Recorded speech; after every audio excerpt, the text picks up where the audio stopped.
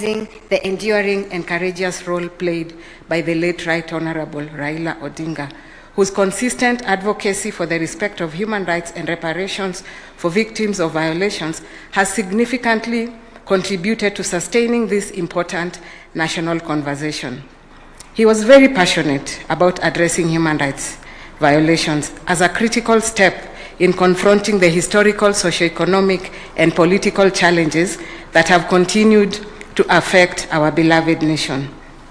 So today's event, Your Excellency, is therefore the greatest tribute that we can have as a nation to honor the legacy of the late Right Honorable Raila Odinga, and implementing the recommendations herein is a posthumous honor to his legacy. Your Excellency, your bold and deliberate decision to require this reparations framework demonstrates a profound understanding that the state's obligations to victims must be fulfilled through structured, principled, and time-bound action grounded in law, policy, and institutional commitment. This truly reflects our national moral obligation and profound need for justice, accountability, reconciliation, and national healing.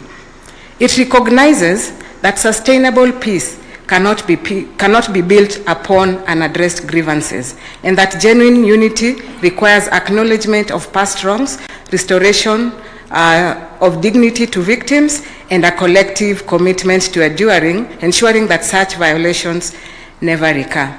Your Excellency, the Commission accepted and embraced this responsibility with utmost humility, seriousness, unwavering resolve, and above all, a deep sense of national duty and commitment to justice.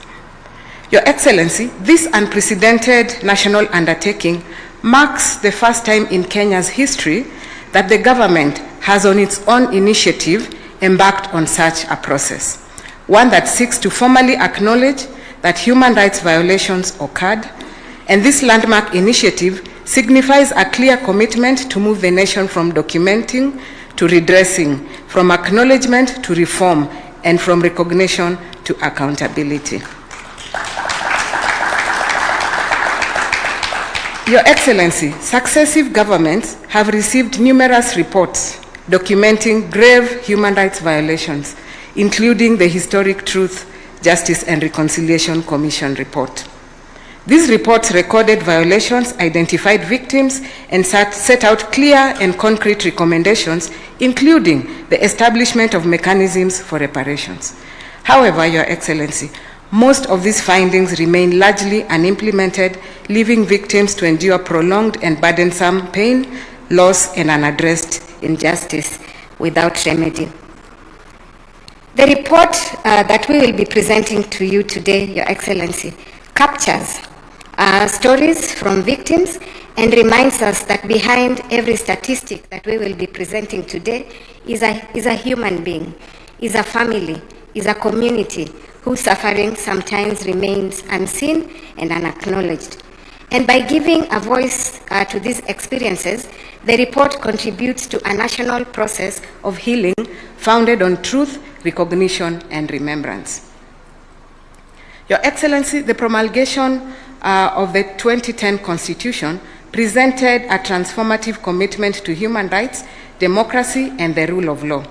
Through the Bill of Rights, Kenyans are guaranteed freedoms of expression, association, assembly, and access to justice.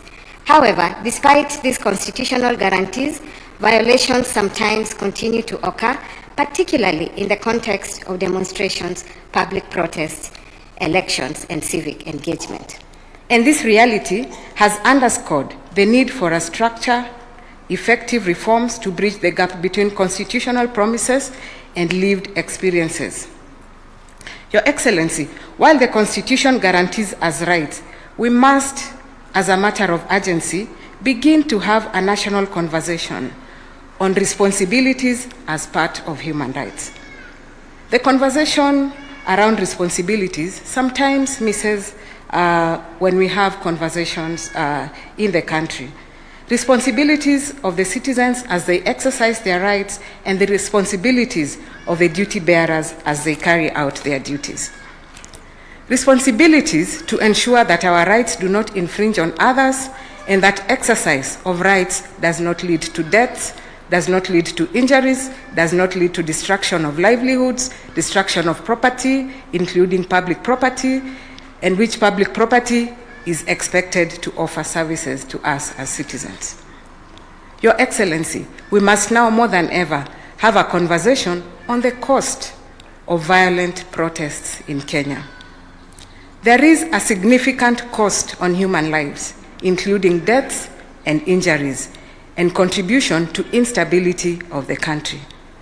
But violent protests also have significant short-term and long-term economic consequences for Kenya, affecting public finances, private sector growth, investment, employment, and overall economic stability. The impacts extend beyond the immediate destruction of property and often undermine development gains accumulated over the years. Your Excellency, violent protests lead to reduced economic growth. They disrupt business operations, transportation networks, and commercial activities.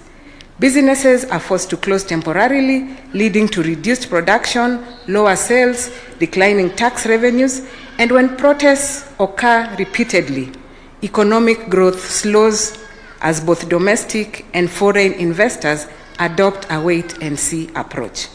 For Kenya, where services including trade, tourism, and agriculture are major contributors to GDP, prolonged disruption can significantly reduce quarterly and annual economic growth. Your Excellency, violent protests leads to decline on foreign direct investment because investors consistently seek predictability, political stability, and security. And violent protests create perceptions of instability and increase investment risks. For a country such as Kenya, seeking to attract manufacturing, technology, and infrastructure investment, recurrent unrest significantly undermines competitiveness. Allow me, Your Excellency, to just give you an example of how we have incurred costs, especially in the 2025 protests. And going by the data from the Ministry of Interior, the protests that took place between June and July of 2025 has costed the country a whopping loss of about Kenya shillings 3 billion. And this is just 1 month's loss. Your Excellency, 3 billion can go a long way in meeting a lot of our national obligations. And as a country, we cannot afford to sustain consistent losses as a result of violent public protests. And as Kenyans, we must understand that these losses mean digging deeper into our pockets to recover these losses, and as such, it must be our shared responsibility to ensure that we exercise our rights responsibly. Your Excellency, allow me now to focus on the assignment that the Commission was given to undertake, and to note that in the development of this framework and the accompanying guidelines, the Commission was guided by international standards on reparations, particularly the basic principles and guidelines on the right to a remedy and reparation for victims of gross human rights violation under international human rights law, as adopted by the UN General Assembly in December of 2005.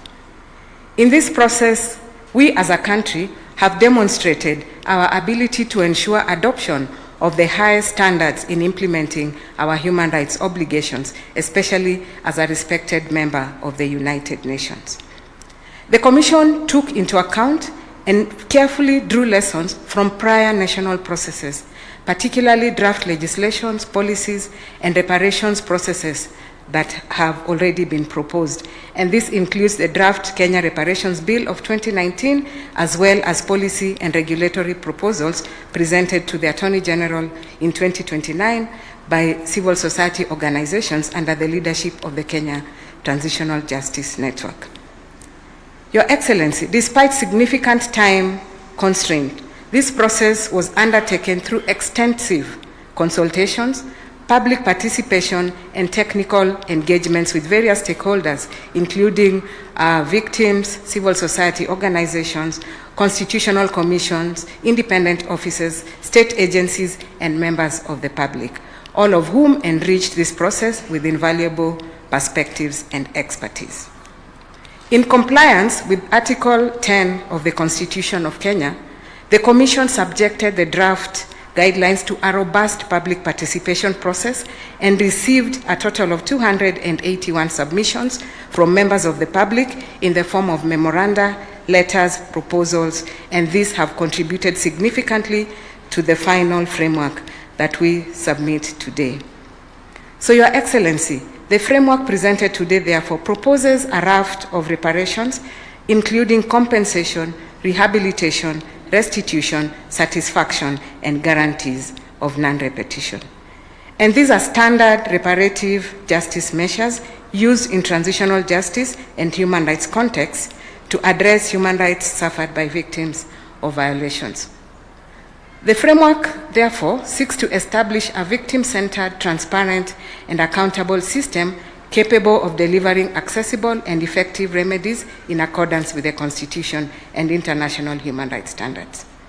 Further, Your Excellency, the report the Commission is submitting today includes a list of victims who reported violations, including those arising in the context of demonstration and protest, in line with Your Excellency's proclamation. The report therefore captures cases documented by the Commission, cases from the Independent Policing Oversight Authority, and other cases received through various government institutions, including the Ministry of Interior, documented within the 60-day period. However, allow me to note, Your Excellency, that more cases have been documented subsequent to the finalization of this report involving individuals who equally qualify for inclusion in this list. The Commission therefore humbly requests that Your Excellency considers reparations for these cases in subsequent process, of course taking into account issues around budgeting processes. Your Excellency, the report that we shall shortly present to you documents and identifies cases of violations that were widespread or systemic in nature. Accordingly, the Commission documented violations arising in 2017 and 2022, which were largely linked to disputes and protests around the general elections. But we also documented protests from 2023 and 2024 protests, particularly during the Finance Bill and Gen Z protests. And we also documented victims from the 2025 Sabasaba demonstrations. And the Commission did this acknowledging that not all cases reported to the Commission qualify as gross human rights violations for reparations, as some were isolated criminal acts, including those committed by individual police officers and other citizens, which Your Excellency, we believe, should ideally go through the criminal justice processes. Your Excellency, in identifying victims, the Commission also acknowledged that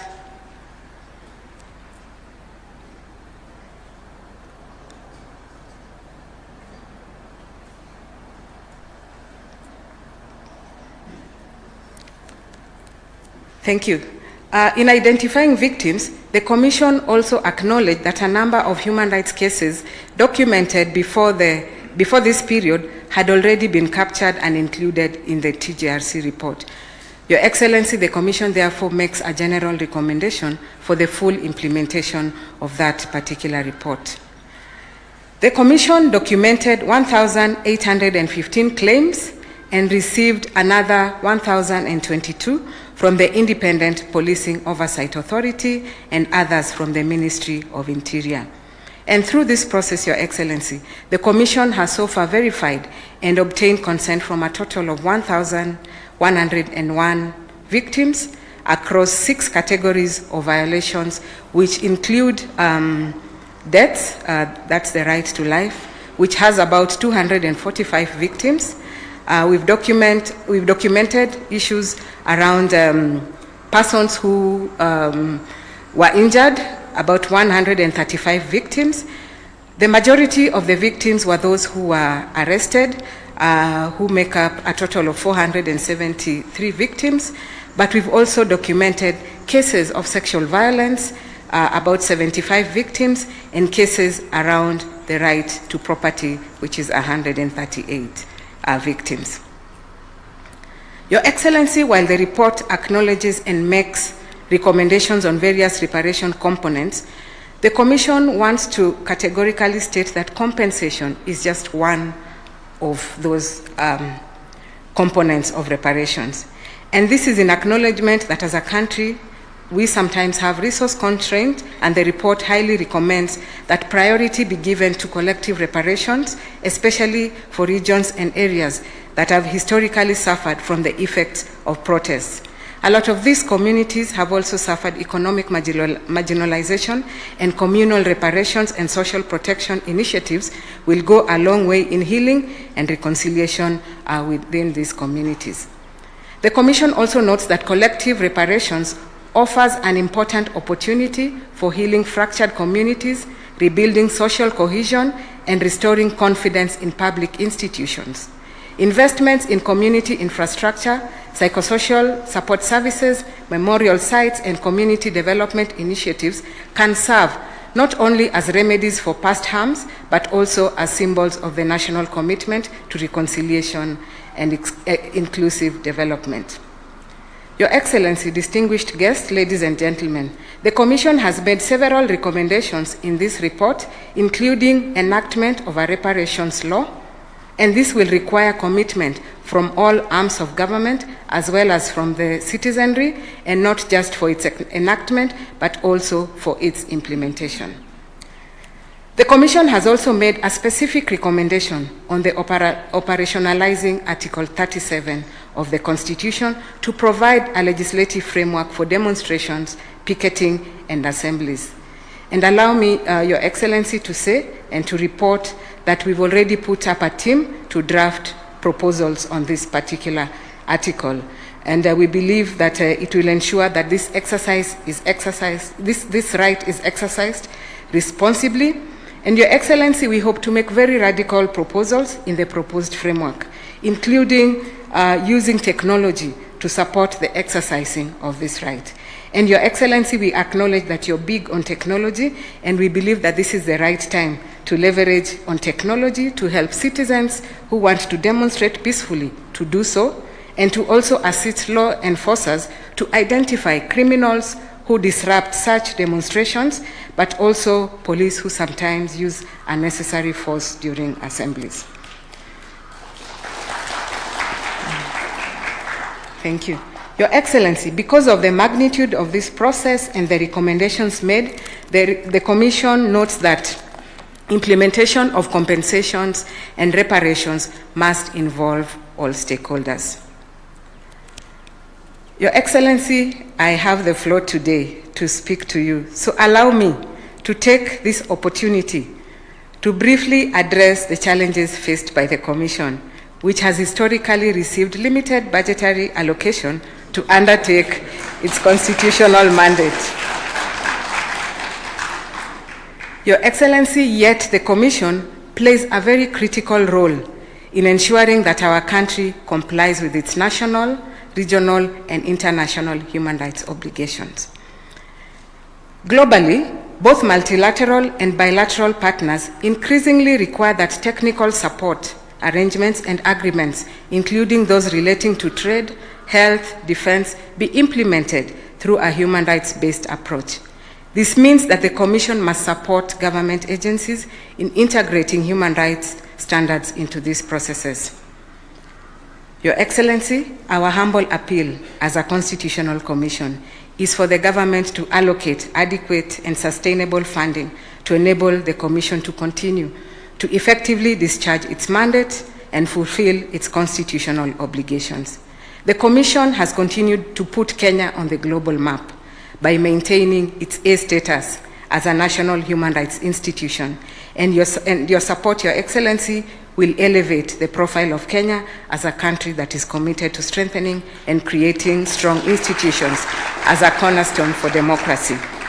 The Commission remains committed to supporting the implementation of these recommendations and to continuously monitor the enforcement of the recommendations herein, and to keep Your Excellency updated on progress of the implementation. Your Excellency, allow me to once again, on behalf of the Commission, staff of the Kenya National Commission on Human Rights, and most importantly, on behalf of the victims, for whose voices informed this process, to sincerely thank you for this historic initiative that will shape the future of our nation. Kenya has taken an important step towards healing historical wounds, strengthening national unity, and building a society founded on justice, human dignity, accountability, and respect for human rights. The true measure of this process will not be only in the submission of this report, but in the subsequent processes towards ensuring lives are restored, trust is rebuilt, and hope renewed among Kenyans. And our prayer today, Your Excellency, is that this initiative will stand as a lasting testament that Kenya values every life, every voice, every citizen, and that collectively we can journey towards a more just, united, and reconciled nation. And at this stage, Your Excellency, it is my pleasure as the chairperson of the Kenya National Commission on Human Rights to formally present this report, the reparations guidelines, the list of victims, and the proposed legislation on reparations today for your consideration and action as the beginning of a new chapter in which Kenya moves towards a structured, credible, sustainable process of addressing human rights violations, rebuilding public trust in institutions, promoting reconciliation amongst communities, and laying the foundation for lasting national healing. Thank you very much for this opportunity to serve the nation, and we pray that God continues to bless all of us and to bless our country, Kenya. Thank you very much. We will now invite His Excellency to receive the report. The first frame will be His Excellency to receive the report from the Chair. I'll request that the rest of us remain seated. We have cameras at the back, so we'd like to get every frame. So the first frame will be His Excellency receiving the report. Makofi tafadhali.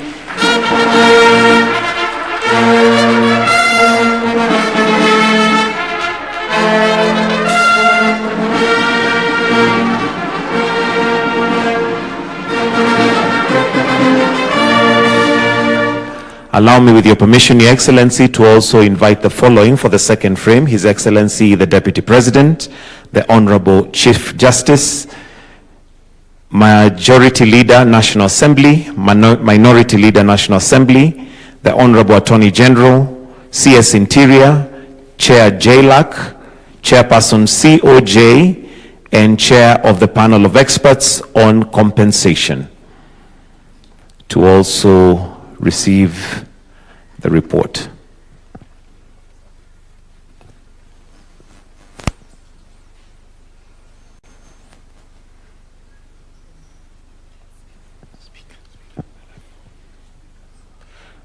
Let's also have the two speakers, Speaker of the National Assembly and Speaker of the Senate.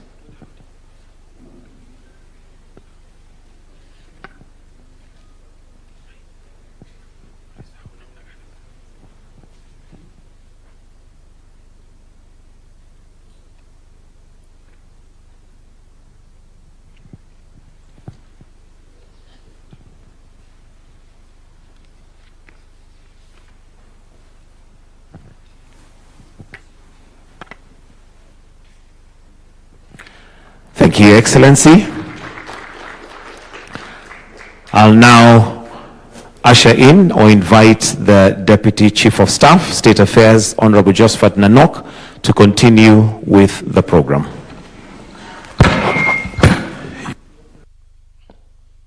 Your Excellency, sir, permit me now to invite Professor Makau Mutua, the Chairperson of the Panel of Experts on Compensation, to make a few remarks.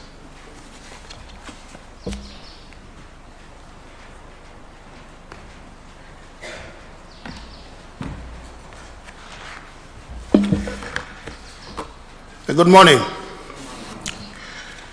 Your Excellency, Dr. William Samoei Ruto, the President of the Republic of Kenya, and the Commander-in-Chief of the Defense Forces,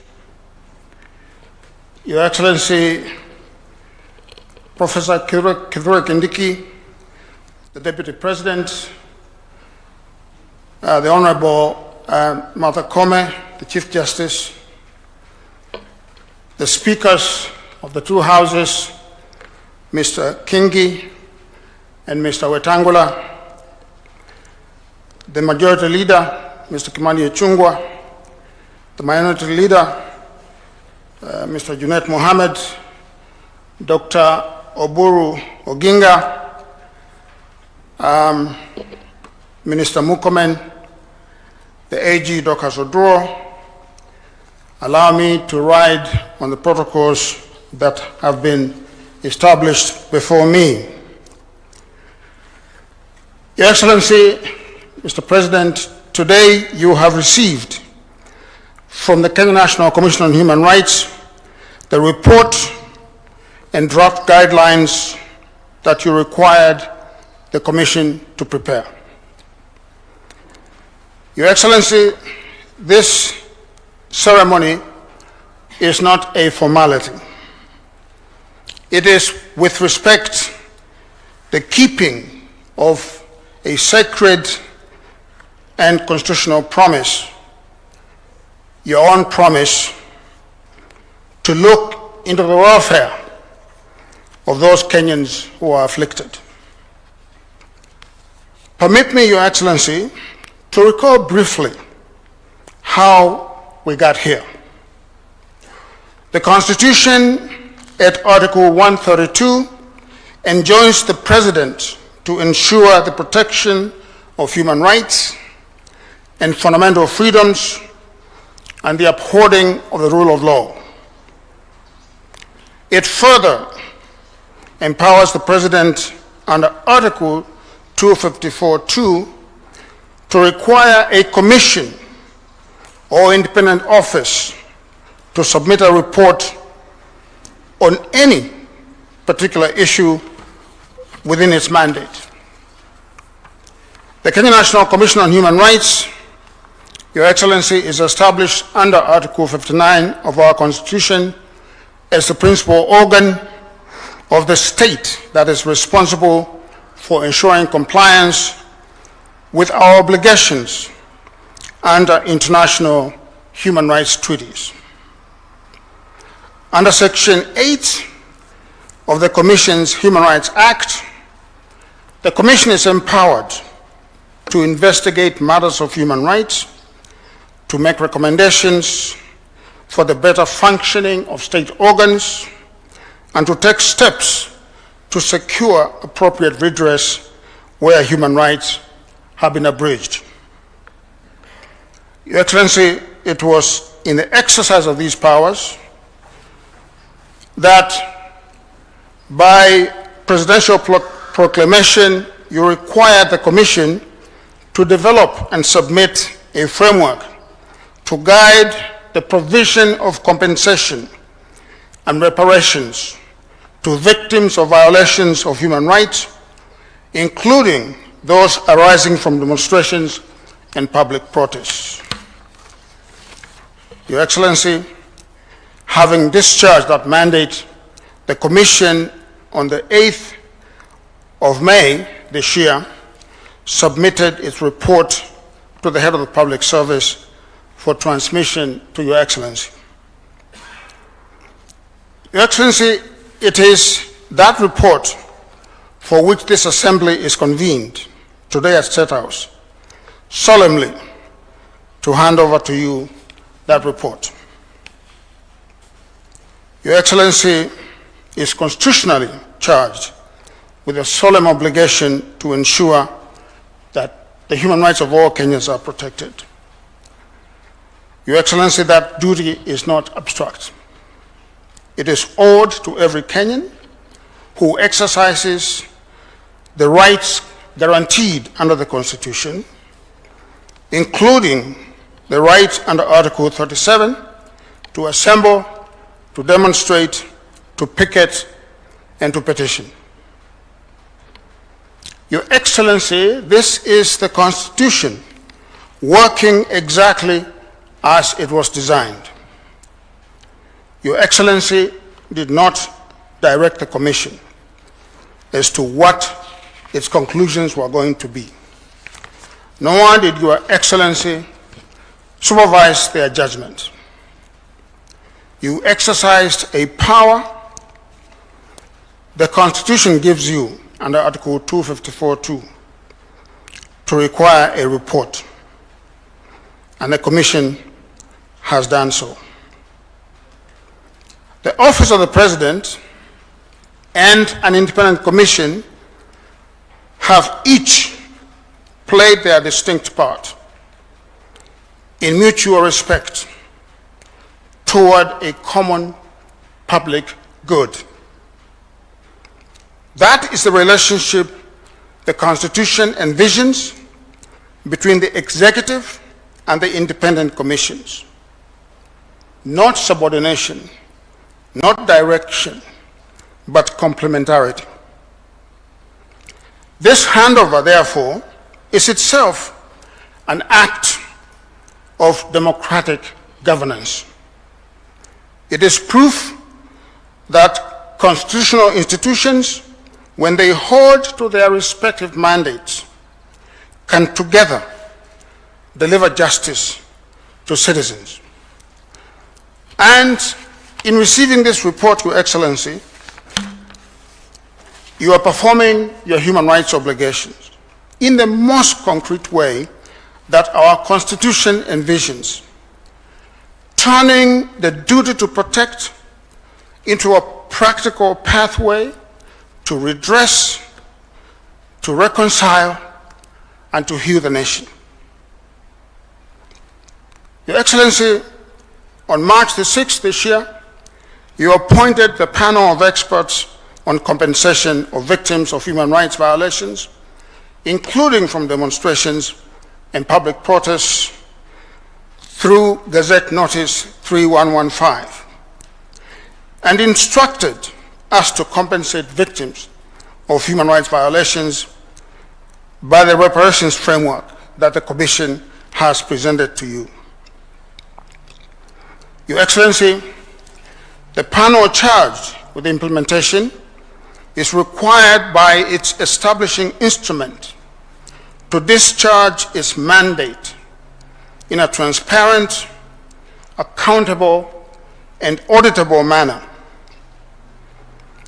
The Commission's reparations guidelines, the framework developed by the Commission, which directs the panel, is to undertake the compensation exercise, provide for mandatory verification of the eligibility of every single claimant. In discharge of its mandate, the panel has developed a case management system and procedures that ensure that each and every claim is verified and a determination of eligibility made before any recommendation for reparations is made. The system that we have developed, Your Excellency, stores in an easily searchable manner all the evidence relied on for each single victim, the panel's decision in relation to the medical evidence, and the medical recommendation made to it by the medical professionals working with the panel. And finally, the panel's decisions on quantum. The system also logs and records the entire payment process. Your Excellency, this system is the panel's way of ensuring the integrity of the compensation process and of guaranteeing that the process can be fully audited. Under it, independent auditors will have the ability to follow up and to verify every coin that has been spent. We have, Your Excellency, created a system for the ages, if I may say so. A system that will be in use for many years to come. Your Excellency, to date, my panel has received the names of approximately 1,100 victims from the Kenya National Commission on Human Rights and a further 1,200 from the Independent Policing Oversight Authority, with some overlap between the two lists. The panel has also received over 200 names of victims from the security agencies, the National Police Service, the Prison Service, and the National Youth Service. And in addition, we have also received over 160 names of persons whose businesses were damaged and who suffered economic loss. The panel, Your Excellency, is now subjecting all of these names to verification, assisted by its AI integrated case management system, and will be in a position, Your Excellency, to begin making payments in as short a time as a week from today. To the victims and to the families who have suffered grief, loss, and injury, I say this. This report is an acknowledgement that your suffering has been seen, and that the state accepts its duty to repair. This report is one step towards national atonement. We will proceed, Your Excellency, in accordance with the law and the Constitution and the directions of the court, because justice that is delivered lawfully is justice that endures. Your Excellency, let me just say, as I conclude, that your partner in this exercise, who initially you thought of this project with, the Right Honorable Raila Odinga, is not here with us today. I know, Your Excellency, you carry his dreams and ambitions on this project in your heart. And Your Excellency, let me say that there is no better way to honor the late Honorable Raila Odinga than to repair our people, than to walk the last mile of this journey, to turn a new leaf in our human rights culture.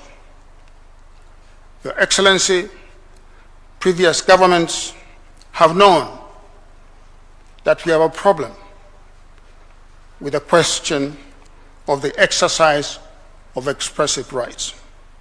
Lives have been lost, Your Excellency, but previous governments did not take the step that we have taken. Your Excellency, we honor you for this bold step.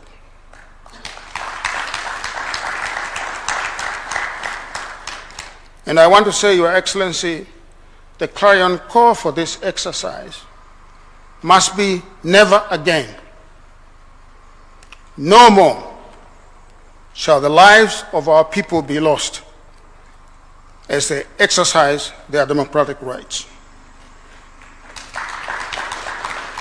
Never again, Your Excellency. Nunca más in Spanish. Thank you so much.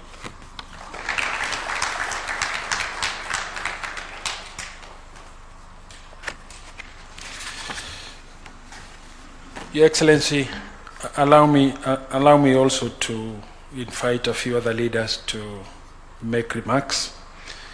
The Honorable Junaid Mohammed, Minority Leader of the National Assembly.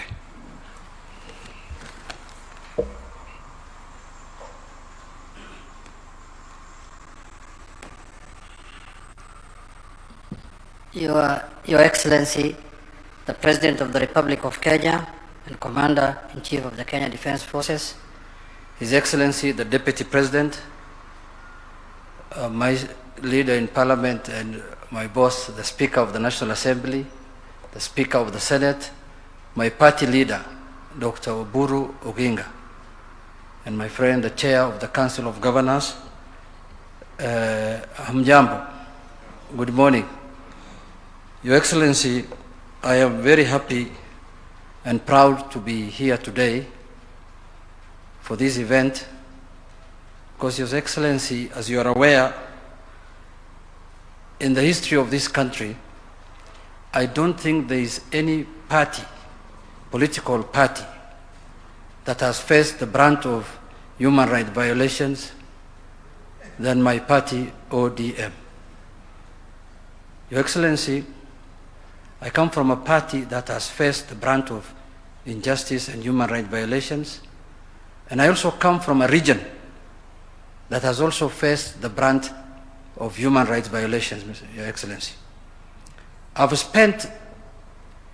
now an old man, but I've spent the lower part of my life demonstrating, Your Excellency. We have been demonstrating from when I joined the demonstration was in 2003. 2002, I was 24 years old. Then I found you on the way in 2007. Then you detoured, you left us there, still continuing demonstrating. Then we continued with the demonstration in 2013. We continued in 2017.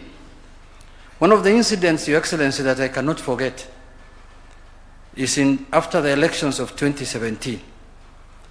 I went to receive my late party leader at the airport. He was coming back from overseas trip. And Your Excellency, we were in a convoy. That time, even the speaker was part of, before he detoured also, was part of that journey. So, Your Excellency, when we left the airport, and we were doing a peaceful demonstration, as we said, and we came from the airport, we came through Mombasa Road, then we joined Likoni Road. Between Likoni Road Junction and Landis Road, Apollo Saka Road, Your Excellency, risasi ililia. We lost 17 people there on the spot, Your Excellency. There are pictures, I remember, I went with my former party leader to the city mortuary one time, Your Excellency, and those photos are there, I have them in my records, and we had 40 coffins in one day, Your Excellency, sending them to where I come from, that part of the country. So, Your Excellency, I want to thank you sincerely from the bottom of my heart, because these problems have been there in the previous governments, but no one had the courage to accept that we need to address these issues of human rights violations, other than yourself, Your Excellency. I was privy and part of discussions between you and my former party leader on this issue, Your Excellency. There was the report of the NADCO that was presented to you. There was the report of the 10-point agenda. Many people never believed that those reports will be implemented. But today we are here implementing the NADCO report and implementing the 10-point agenda. When my party leader came to see you over this matter, Your Excellency, you never hesitated. I was present, I must say. You said, this is one issue that we must address as a country, and I will be on the forefront to make sure that it is implemented. And I am sure where he is today, because I know how close this matter was to his heart. I know wherever he is, Your Excellency, he is very happy. But what pains me also politically, Your Excellency, is the people who perpetuated these evil, things are today the reformists of the country. They are the defenders of human rights. That is what pains me also. You see, people who we lost Pipendo in their hands are today the defenders of human rights in our country, and they want us to listen to them. So let's give Kenyans a break. Let's be honest with Kenyans. And let's accept our sins. I know whom we used to complain about when I was in the street. And today is the same person who's telling me, I'm reforming this country, I want to win this election and defeat this government so that I can reform this country, I'm a human rights defender, and we know each other. We have been around for some time now. That is why we look as a party this time more intelligent than we used to be. Tumesoma watu. So, Your Excellency, when this matter came up and you graciously accepted that we need to implement the 10-point agenda, many people did not believe. I know even some of the people now who are shouting to my party outside there never believed that the 10-point agenda will be implemented. They thought with the death of my party leader, that will be the end of the 10-point agenda. But today we are here. And I'm happy when this issue came up from our party, Your Excellency. You know, we have donated many experts to you as a party. My party leader identified the professor from upstate New York, Harvard trained, to spearhead this matter on our behalf as a party. And you could see the English, Your Excellency, I'm speaking, and the one you spoke. Excellency. So and then also, I am very happy that the Kenya National Human Rights is led by someone, Your Excellency, whom I have been demonstrating in Migori with her mother, her brother, her sister. She was working for United Nations, but I was demonstrating with her mother in the town. So I'm happy now she knows what her mother has gone through. And I'm happy that she's the one now implementing. I am very excited about that also. So with those few remarks, Your Excellency, I want to thank you so much. We will support as Parliament any efforts that will make the next demonstrations to be peaceful, to be within the law and within the Constitution. We will support as leaders, as party, and as Parliament, Your Excellency, because I will support demonstrations peacefully, because I don't want to lose demonstrations as ODM going forward. Even in the next 50 years, I want to still keep it. But I want it now to become more peaceful, more law orderly, and more constitutional. Thank you, Your Excellency.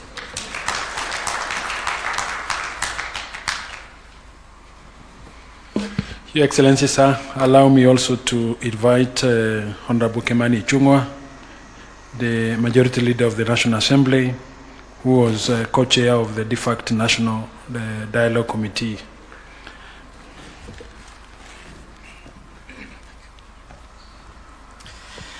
Thank you, Nonok. Your Excellency, the President, the Deputy President, the Chief Justice, the Party Leader, ODM, and observing all protocols already established. Allow me, Your Excellency, also to congratulate you and the Kenya National Human Rights Commission, led by the chairperson, Clarice Oganga, for the very splendid job that they have done in putting together this framework for the reparation of victims of our past injustices. Your Excellency, I remember way back in 2023, when yourself and the late former Prime Minister, Raila Odinga, appointed us, 10 of us, to lead in the deliberations through the National Dialogue Committee. This and the question of the cost of living was one of the most sticking points that we took a lot of time and listened to very many Kenyans on. And I recall, Your Excellency, when we finalized the report and we made our way to Capitol Hill to present the copy of the NADCO report to the former Prime Minister. He took not less than 10 minutes speaking on this issue.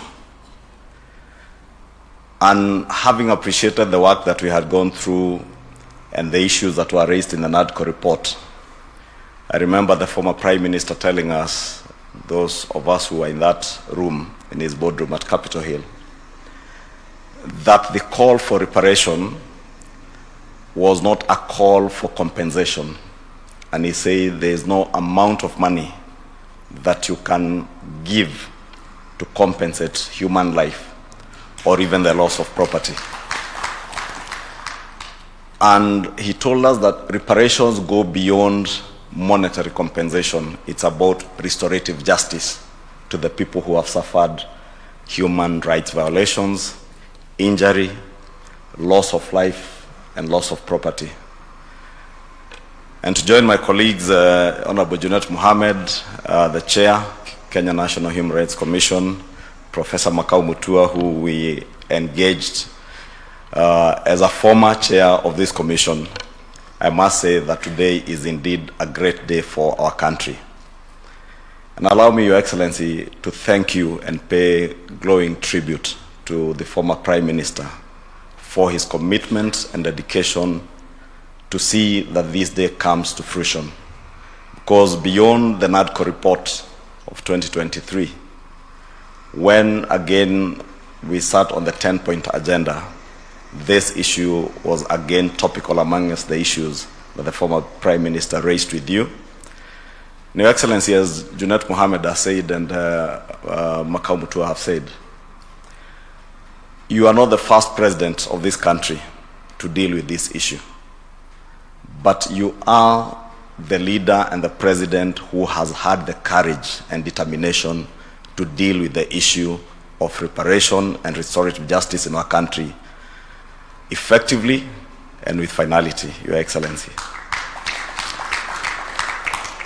That courage we must commend you for. And I remember one of the people that we were with in NADCO Secretariat, at a point when we had a stalemate and we were asking, where would a country like ours with the economy that we have and had even then in 2023 get the resources to compensate victims of all past injustices? And I remember when we said we will go beyond 2023 demonstrations back to 2017, we asked ourselves, how do you even identify the victims? Where do you get the resources to compensate them? But Your Excellency, as the chair of the commission has said, and as the former Prime Minister told us, this is beyond monetary compensation. It is about restorative justice and making every Kenyan feel part and parcel of our country moving forward. Allow me, Your Excellency, to conclude by congratulating you again for your courage and confidence that this can be done within our lifetime. It took Your Excellency 2 weeks ago, again, to offer a national apology to the people of Northern Kenya for the historical injustices of marginalization, and that takes leadership and it takes courage. It has taken you again courage and the support of many of the people in this room, the Kenya National Human Rights Commission, and as I said, with immense tribute to the former Prime Minister, his courage to continue fighting for justice for Kenyans many who would never know the sacrifices that he had to go through to get this to fruition today. With those few remarks, Your Excellency, thank you and congratulations to yourself and the Kenya Human Rights Commission.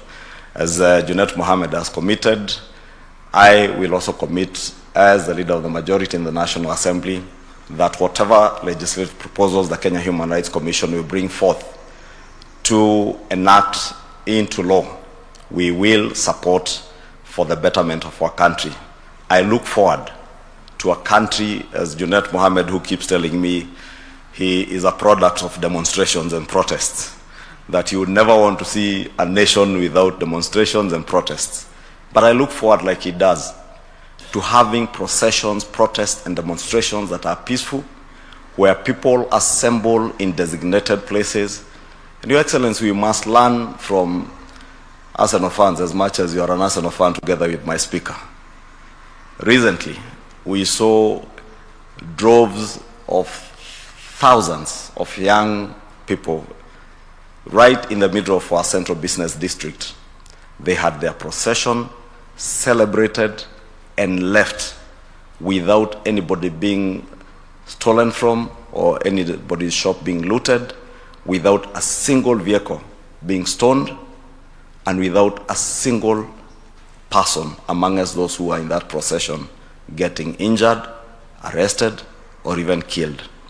Recently, Your Excellency, you co-hosted the Africa Front Summit. We had demonstrators, some who were even imported from outside this country, because I saw a number of foreigners protesting in the central business district. Again, peacefully, and everybody left and went back to their businesses without any injury or harm. even those who are protesting against acts of femicide in our country, Your Excellency, we have seen the same. How I look forward in the near future to having a country where we shall have processions, protests, demonstrate, and we all allow each other to go about our businesses, even as we remember that the men and women in blue, and or rather in uniform, are also part and parcel of one national fabric and deserve respect. And I must thank the Kenya National Human Rights Commission, because I've seen in the report that they have also taken care of reparations also to victims who are in the armed forces or the uniformed and disciplined forces. With those many remarks, thank you, Excellency.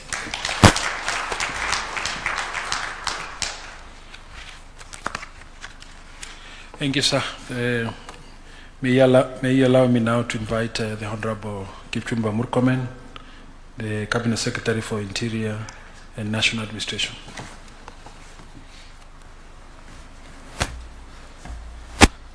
Your Excellency, the President, the Deputy President, the Speakers of both Houses, the Chief Justice, the leadership of Parliament, leadership of governors, the Chair of the Kenya National Human Rights Commission, my colleagues present, ladies and gentlemen, good morning.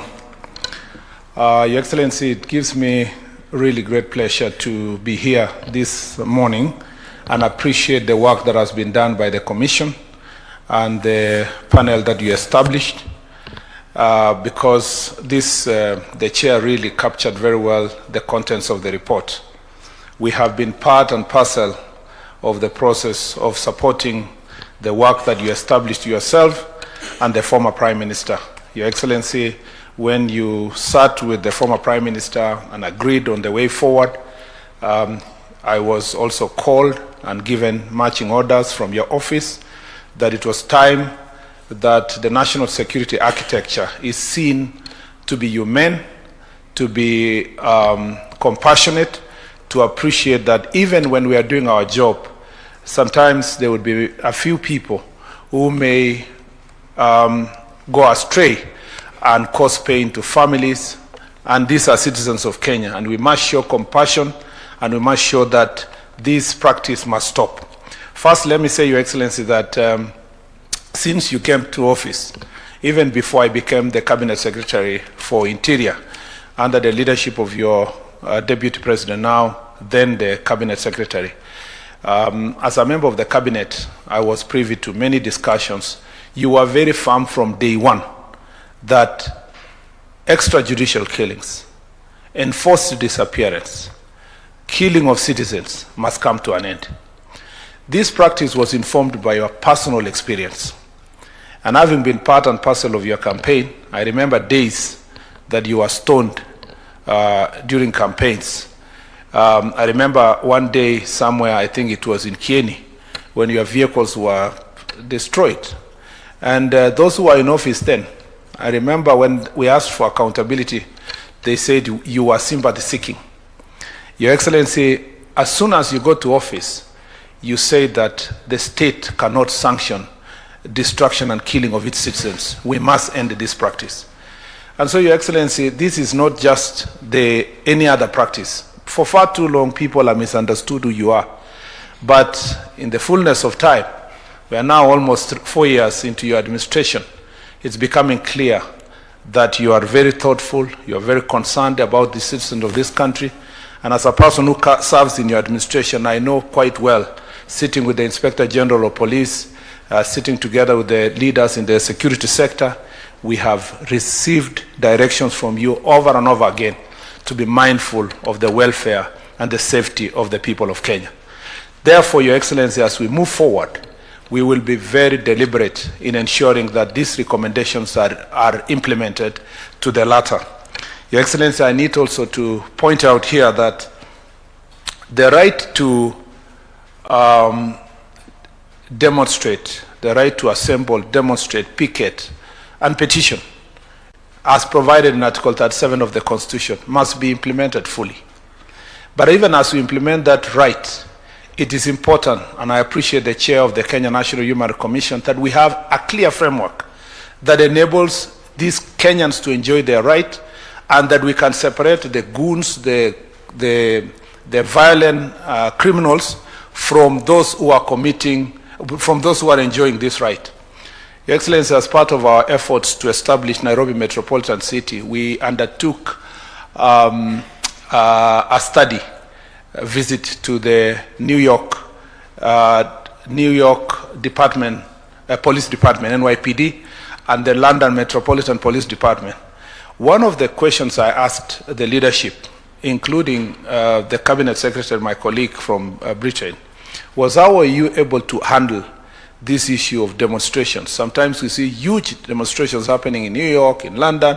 How are they able to handle them peacefully? Your Excellency, the answer was unequivocal. Both in New York, you know, New York has suffered the brunt of terrorism and all kind of criminal activities, including gangs in Harlem and other parts of New York. They were very, very critical that they do not compromise at all the question of criminal activity. If they see even one demonstrator carrying any form of weapon, they take the severest measure against those criminals. Your Excellency, it's because these developed nations separate completely, Your Excellency, the question of exercising your right and the question of safety of their people and the safety of their nation. And you see, there can be no enjoyment of a right without the responsibility. Those who come to public to enjoy their rights, they must appreciate that they have a responsibility to protect the rights of others. If we are going to become a nation that is going to have a peaceful demonstrations, we must separate completely, both by ourselves, by our media, by political leaders. We must differentiate between gangs, goons, violent people, arsonists. They are burning courts, they are burning people's businesses. They come to the street well prepared to come and loot and terrorize people. Rapists who are coming in the name of demonstration. We must call them for who they are and separate them from peaceful Kenyans who are undertaking demonstrations. Until the diction, the conversation in the public separates these two people, I find, and I've told journalists, including media editors, I find it very insulting that during news reporting, a reporter sitting somewhere on the streets is public saying, you see, the demonstrators are there, they are burning tires, the demonstrators are throwing stones, the demonstrators now have looted. They still use the constitutional diction of assembling, demonstrating, picketing, or petitioning, using a positive language to describe criminals, Your Excellency, and therefore normalize criminal activities in the name of petitions. And this is the reason why in Kenya, you know, we are unable to separate the work of the police when they are dealing with these criminals and the ones who are dealing with peaceful Kenyans. And therefore, sometimes the greatest frustration by police officers is that they arrest someone on site. There is a camera showing that this person has banned Kikuyu law courts. That person has banned a police station in Dagoretti. That person has banned a police station in Olkalau. They are arrested on site, taken to court. What does the court do? They offer fines of about 5,000, some of them on personal commitment, and they are released. And then they are glorified.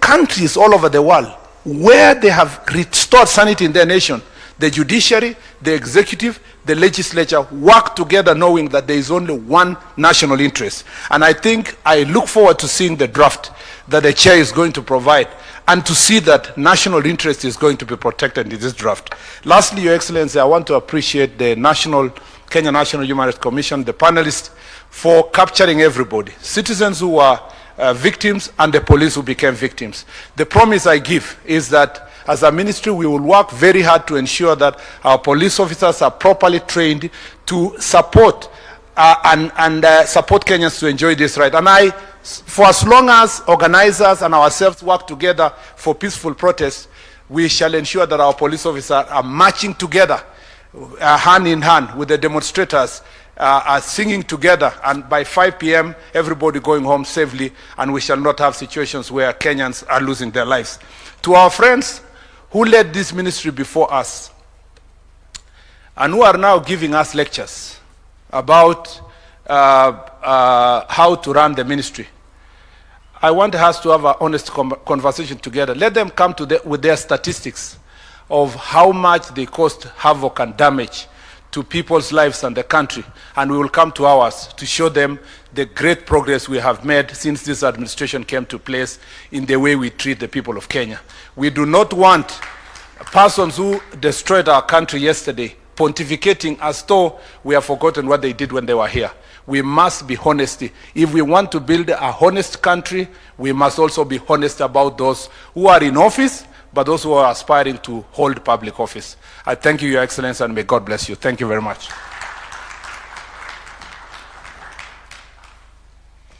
Your Excellency, sir, allow me to invite the Right Honorable Amason Kingi, the Speaker of the Senate.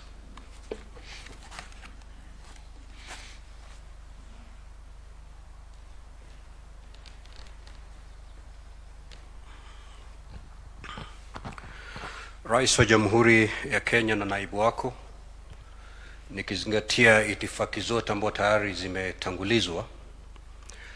Rais, siku ya leo ni siku ya kihistoria ambao kwa mara ya kwanza waathirika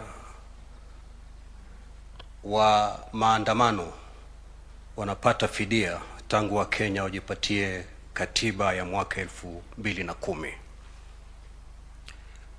Pili, ningependa kukongole Tume ya Kitaifa ya Haki za Kibinadamu kwa kutayarisha taarifa ile ambao wamepeana hivi leo. Pia kumkongole rais wetu katika uongozi wake kwa mara ya kwanza kulivalia njuga swala hili la waathirika wa maandamano.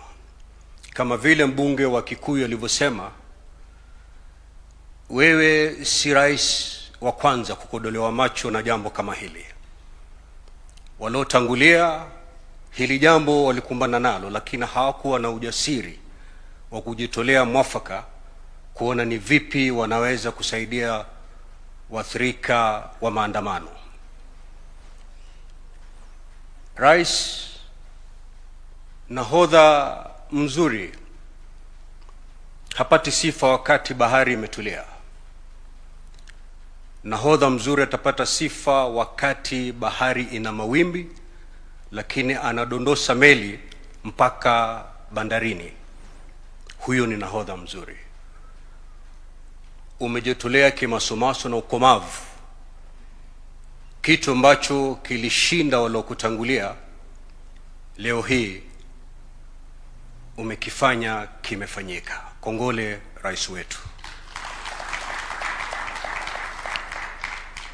Nimemsikiliza vizuri sana mwenyekiti wa Tume ya Kitaifa ya Haki za Kibinadamu na wale waliotangulia kuzungumza hapa.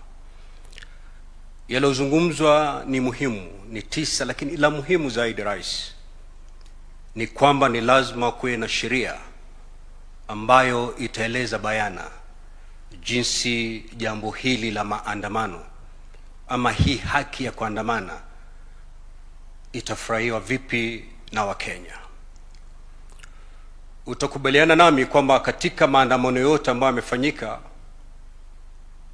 kuna wengi ambao walikiuka sheria na wakashikwa na polisi na wakapelekwa kotini, lakini kwa sababu hakuna sheria mwafaka, wengi sana ambao walishikwa na polisi baada ya kwisha waliachiliwa huru.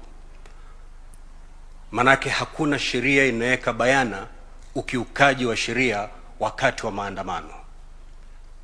Na jaji mkuu yuko hapa na wanasheria wako hapa. Kuna msemo wa Kilatini, a Latin maxim, rais, ambayo inasema kwamba nalam crimen sine lege. There can never be a crime without the law. Hakuwezi kuwa na kosa la jinai pasipo sheria.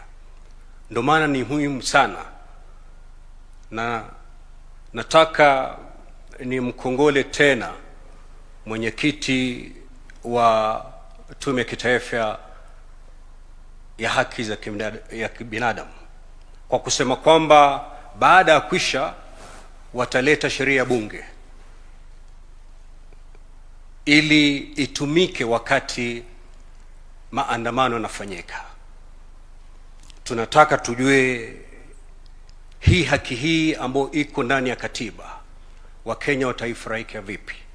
Na sheria hii si kubana kufurahia kwa haki hii kwa Wakenya, bali ni kuweka bayana ni vipi haki hii inaweza kufurahiwa na Wakenya. Manake ile sheria ikibana haki hii, bila shaka ikipelekwa kotini itaharamishwa. Kwa hivyo letu kama vile viongozi wa bunge walivyosema, na kisha kwamba sheria inapokuja pale, sisi kama washikadau tutaona ni vipi ambavyo tutasaidiana kuona kwamba ile sheria imepita. La mwisho ni kumuenzi Mheshimiwa Raila Amolo Odinga kwa ukakamavu wake kudhibiti safari ambayo ilikuwa na utelezi mkubwa, lakini alisimama kidete mpaka leo hii tumesimama hapa. Mimi nataka niwapatie kisa kimoja kuonyesha kwamba Mheshimiwa Raila Odinga ikija kwa mambo ya haki za kibinadamu hayumbi. Nakumbuka rais mwaka 2009 wakati wa serikali ya nusu mkate, Mheshimiwa marehemu Saitoti na alikuwa Attorney General Amos Wako walitumwa kule Uswizi Geneva na Mheshimiwa Rais Kibaki kwenda kutetea ama kuweka bayana ripoti ya Kenya ya haki za kibinadamu. Lakini baada ya kuangalia ile ripoti ambayo ilikuwa inapelekwa Uswizi kule Geneva, Mheshimiwa Raila Odinga alikosoa ile ripoti ile na akasema kwamba haiwezi kamwe ripoti hii kufika Geneva, ati hii ndio hiyo ripoti ya Kenya. Na walivutana na Rais Kibaki na Rais Kibaki akakataa kubadilisha ile ripoti. Mheshimiwa Raila kwa sababu ya msimamo wake thabiti wa mambo ya haki za kibinadamu aliniita mimi na Mheshimiwa Orengo na akakata tikiti akatuingiza kwa ndege twende Uswizi, na akasema kwamba wakati Saitoti akisimama ukumbini wakati Kenya napeana ripoti yake, msimame mpeane ripoti yetu pia. Rais, tuliabiri ndege kwenda Uswizi, mimi na Mheshimiwa Orengo. Mimi sikuwa na visa, lakini nikaambiwa wewe panda ndege, ukishuka utapata visa kule Uswizi, na nikapata visa wakati nilipoingia Uswizi. Na tulijadiliana usiku mzima rais na kina Saitoti, na tukamwambia sisi aidha mubadilishe, museme ukweli kuhusu ripoti ya haki za binadamu ya Kenya, au sivyo kesho kule ukumbini Kenya tapeana ripoti mbili. Tulisukumana mpaka usiku wa manane tukapata ripoti jumuishi ambayo ilitoa picha mwafaka ya Kenya katika mambo ya haki za binadamu. Na tulipofika ukumbini, Saitoti akasoma ile ripoti jumuishi. Tunamwenzi sana mzee Raila, na siku hii ingekuwa ni furaha kwake, lakini na hakika pale alipolala sasa anaangalia kwa furaha kubwa kwamba leo hii ama siku hii imefika katika safari hii ya Kenya. Asanteni na Mwenyezi Mungu atubariki sote.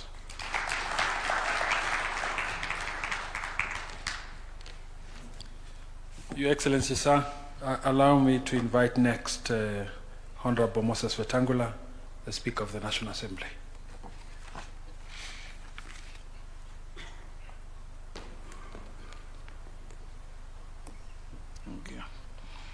Your Excellency, our President, Your Excellency, the Deputy President, I will follow the protocols as established. Your Excellency, today, like everybody has said, is a day like no other in the history of our country. We are here for a historic moment, and if I were in court, I would have told the judge after listening to Clarice, that my Lord, she has said everything, I have nothing more useful to add. Because of the clarity, detail of her presentation. My distinguished friend, Professor Makau, you complimented what Clarice said very well. Your Excellency, the Holy Book, the Bible says the beginning of healing lies in the acknowledgement of wrongdoing. And once you acknowledge that a wrong has been done, and adequate compensation or reparations or whatever we call it is done, society heals. The Bible also tells us the magic word in human relations is the simple word sorry, that makes people appreciate that they have been wronged, and whoever wronged them acknowledges that wrong. This country, as we have been told, has gone through some very perilous moments. But we come here today guided by your patriotic feeling, guided by our collective duty that we must heal our country. Your Excellency, at the beginning of this month, we were in Wajir, and I was really moved when I saw the governor of Wajir in the middle of his speech shedding tears. And I was very sure they were not crocodile tears. And he said he never believed that this could happen in northern Kenya in his lifetime. And it followed by your public apology to the people of northern Kenya. That apology alone in human relations is the greatest healer. That a wrong was done and a wrong is acknowledged. Today, as we celebrate this milestone in our constitutional and legal history, I'm also one of the victims of violence at some point in my political journey. The story of Junet on how we welcomed Raila Odinga in the famous mantra of Baba while you are away. We were chased by the police, brutalized along the way, and when we reached Uhuru Park along El Selassie Avenue, a bullet went through my car. On another occasion, we went to University Way, Junet, you remember, to demonstrate against what we thought was and believed was a non-responsive IBC. And as we were being disbursed, some excited policeman lobbed a tear gas canister into a vehicle in which Raila and I were. Raila was significantly older than me, and he had serious difficulties breathing. I thought he would lose his life. Luckily, we had some water in the car, and I administered some first aid on him for us to escape. I like what Clarice said, that at the end of the day, is not paying some money to victims. At the end of the day, is ensuring that we don't walk this dangerous journey again. And this will lie in clear legal framework. I want to encourage that as we move forward, those of you responsible for formulating draft laws, Interior, AG, and others, focus on, one, the need for education to our children right from primary on what human rights mean, how you enjoy them, your responsibility to others as you enjoy them, to have an orderly society. Two, those of us who have been in responsible positions of government, Your Excellency, if you go to New York for UN meetings, from morning to evening, there are groups of demonstrators and picketers across the avenue. There is no police attacking them. There are no objects being hurled at people. There are no obscenities being hurled at people. And they make their point, and in the evening they go away. You go to the House of Commons, across the road, you are told, come and demonstrate for 1 hour, you finish, you make your point, the others waiting to do the same. Because the act of demonstration is to make your point known, not to disrupt life. So we want to encourage that a law should be, in fact, laws, as Clarice proposed, and when they come to Parliament, we'll give them the opportunity and the time required so that everybody knows what you are expected to do in a situation of demonstrations.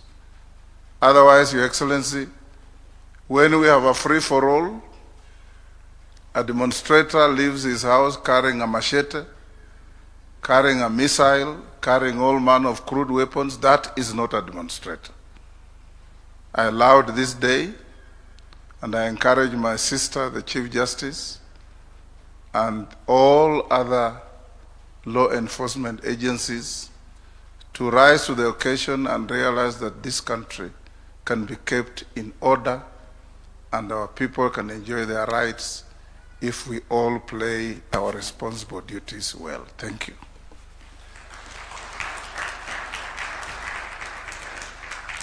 Your Excellency, permit me to invite the Honorable Ahmed Abdullahi, the Chair of the Council of Governors and the Governor of Wajir, to come and say a few brief remarks on behalf of the 47 county governments.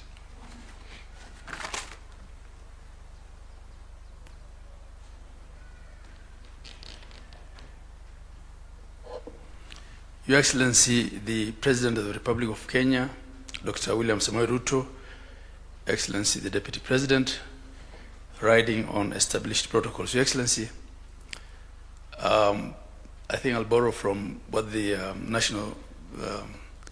Speaker of the National Assembly just said, that there is nothing to add. Your Excellency,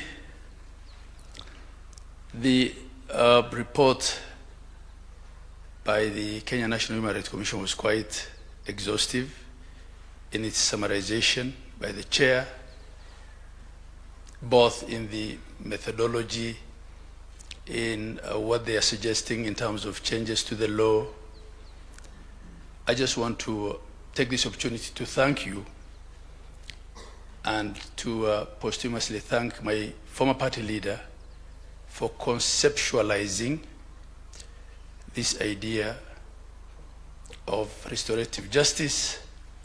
It's not only about financial reparations, it's the acknowledgement and the healing journey. Your Excellency, the other day, I was just reminded, you became the first president to stand on stage and say sorry to the people of northern Kenya. And as someone who has lived through the atrocities of northern Kenya, and also a member of ODM, I understand how important this day is. So, Your Excellency, your actions have changed Kenya, and I think will change the way we treat each other as a people. Your Excellency, in recognition of the journey walked by yourself and the Honorable Raila Amolo Odinga, our party leader is here, Oburu Oginga, and I hope he'll have also a word to say something on behalf of our party. Your Excellency, everything that I will have said has been said. Thank you. Thank you once again. And thank you, Your Excellency.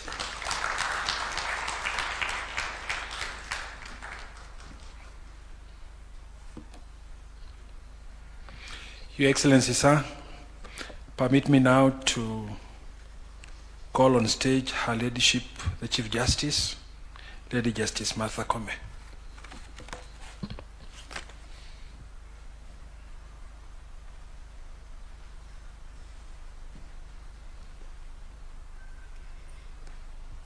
Your Excellency, Dr. William Samoei Ruto, the President and Commander-in-Chief of the Kenyan Defense Forces, Your Excellency, Professor Kithure Kindiki, the Deputy President, I recognize all other distinguished guests this morning and aligned on the protocols already established. Good morning, everybody. It is indeed an honor for me to join you today for the presentation of the Kenya National Commission on Human Rights report on the framework for the compensation and reparation for human rights violations. I stand here on behalf of the judiciary and also the National Council on the Administration of Justice. I see the members of the council here, led by our Attorney General. All the members of NCJ, please be upstanding because we have been carrying this agenda. Thank you very much. We've been carrying this agenda, Your Excellency, on the compensation and reparation, on the operationalization, on the fund for victims compensation.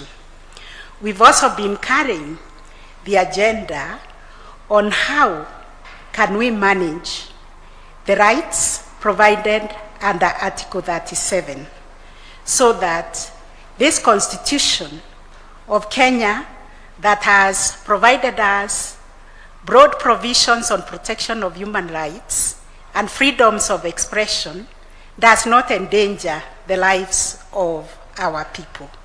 So we've been thinking of how we can operationalize Article 37 with a statute, rules of procedure, and even SOPs. And today we are happy that those two very burdensome agendas have been taken from NCJ, but we will work with the Kenya Human Rights Commission, and we will work with the body led by my brother, Professor Makau, to see to it that we protect and we promote the human rights of Kenyans. So, Your Excellency, today's event comes at a particularly important moment in our constitutional journey, where we are actually implementing the rights that are guaranteed to our people. And it invites us to reflect on not only the protection of human rights, but also on the equally important question of what happens when those rights are violated. And I agree with all the speakers who have spoken that when you go out to exercise your constitutional rights, your life cannot be endangered. And because at NCAJ, we are duty bearers, all of us, And we've been interrogating this subject, Your Excellency, and we've been able to establish that we have peaceful demonstrations in this country that we can draw experiences from. I'm not a football fan, so I don't know about Arsenal, but I know doctors demonstrate and they do so peacefully. I know teachers demonstrate and they do so peacefully. Even lawyers. In fact, I was whispering to Honorable Junet, he started in 2000. I started demonstrations in 1989 when we were demonstrating for the repeal of Section 2A of our Constitution. So the Constitution that we are building and breathing life to today is a charter that was fought with the blood, that was fought with the demonstrations, and therefore today is a big celebration that our Constitution is truly transformative and it is recognizing the rights of those who have given their lives to it. The Bill of Rights, Your Excellency, affirms that every person is entitled to the full enjoyment of fundamental rights and freedoms. It also places a corresponding obligation to all state organs and public institutions to respect, protect, and fulfill those rights.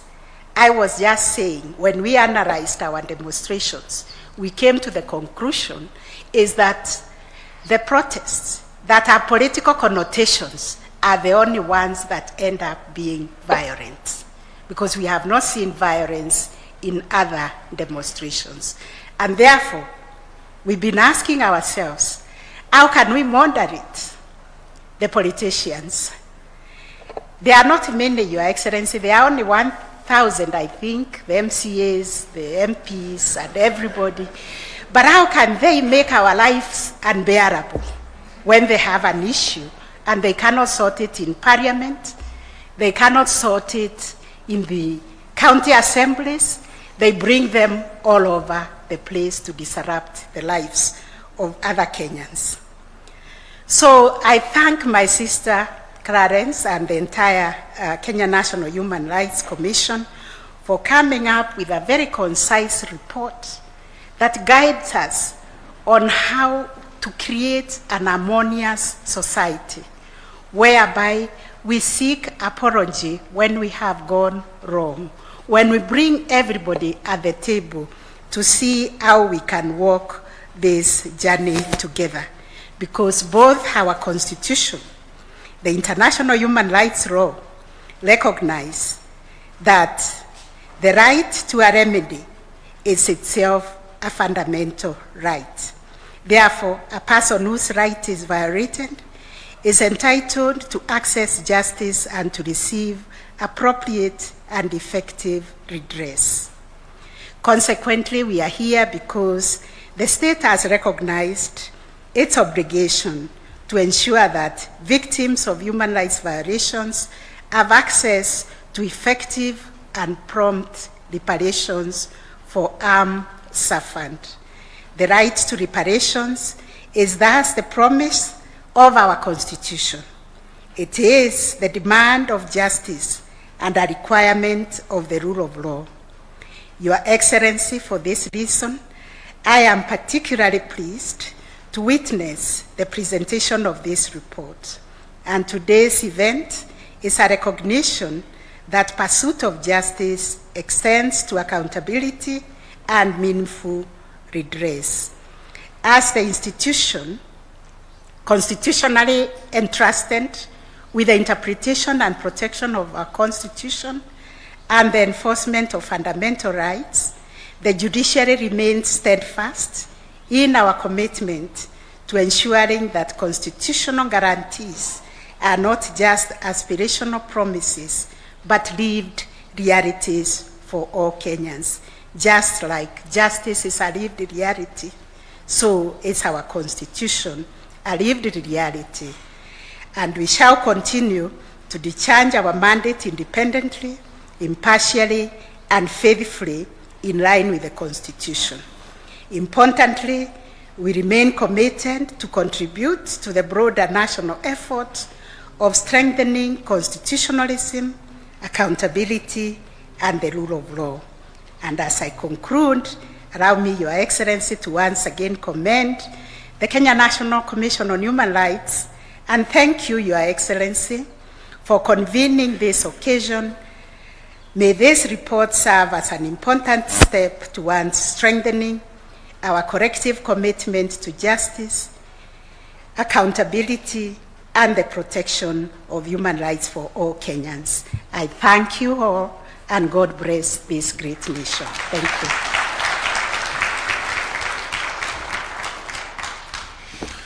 Your Excellency, sir, allow me now to invite the party leader of ODM, Senator Dr. Oburu Odinga, to make his remarks.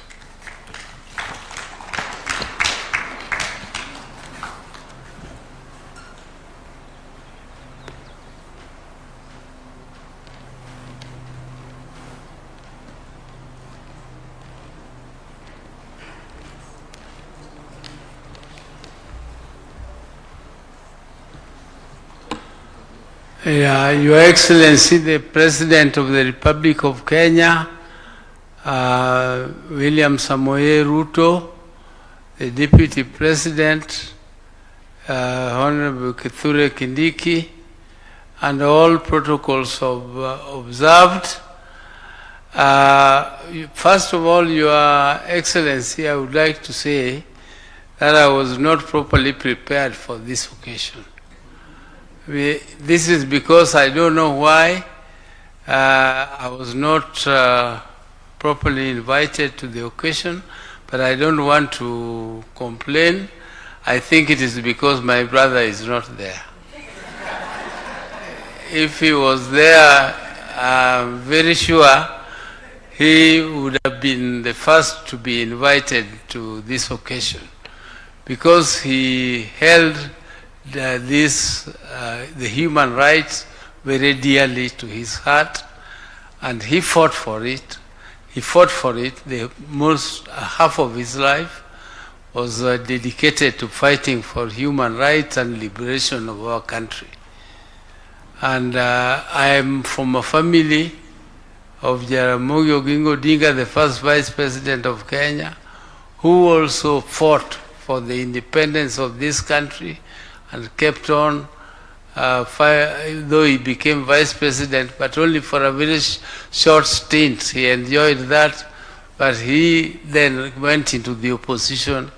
I came from abroad and found him already deeply in the opposition. And from that time, that was in the early 70s. From 1970. I've lived the life of demonstration. United States, he started in 2002. We started from 1970. So the struggle has been long. It has taken very many years for Kenyans to change constitution. And now we have a new constitution, which is a very, very progressive constitution. It is the most progressive constitution, I think, in the Eastern and Western Africa. And this constitution gives provision, specific provision for human rights. And I'm very, very happy that the President, His Excellency, the President and my brother were working very closely on the issues of human rights. When we joined the President in this broad-based arrangement, one of the issues which was of concern to my brother was the issue of human rights. In our 10-point agenda, human rights takes precedence over all the other issues which we put forward. And I'm very happy, Your Excellency, that today at least this matter is being, at least we have started to conclude this very, very dear issue of human rights. And by calling it compensation, but it is not compensation. You cannot compensate a human life. Human life cannot be compensated, but what we are compensating, what we are doing is saying sorry to the families who lost their loved ones by giving them a token so that they can feel recognized that at least they contributed to the progress we are enjoying today. And therefore, Your Excellency, the process which is being concluded today, I'm very sure you are fully aware that this was initiated by you and my late brother, and I was there. When this process was initiated, it was Professor Mutua to carry it out. You know, us politicians, sometimes we like shortcuts, but the courts told us, no, it is not Professor Mutua to implement it. You go slow, it is the Human Rights Commission which should implement it, and the guidance of the court was taken, and the courts and the human rights are doing a good job. They have started to do what is actually symbolic in this process, and we appreciate them very much. I did not listen to their report fully, so I cannot comment on what they said, but Your Excellency, I appreciate the process itself, and I hope very soon they will start to touch the soul of those who are to be compensated, those who are to be not compensated, those who are to be recognized and given some token. And I'm sure this is not the end, this is the beginning. And we hope that our country will never, going forward, will not have human rights violations at all. But let us establish this law, which we say is absent. Personally, I thought something had been done in Parliament to establish this law or to operationalize the Human Rights Act, but I mean provision in the Constitution. But I don't know, we have been with you for a long time in this bunge.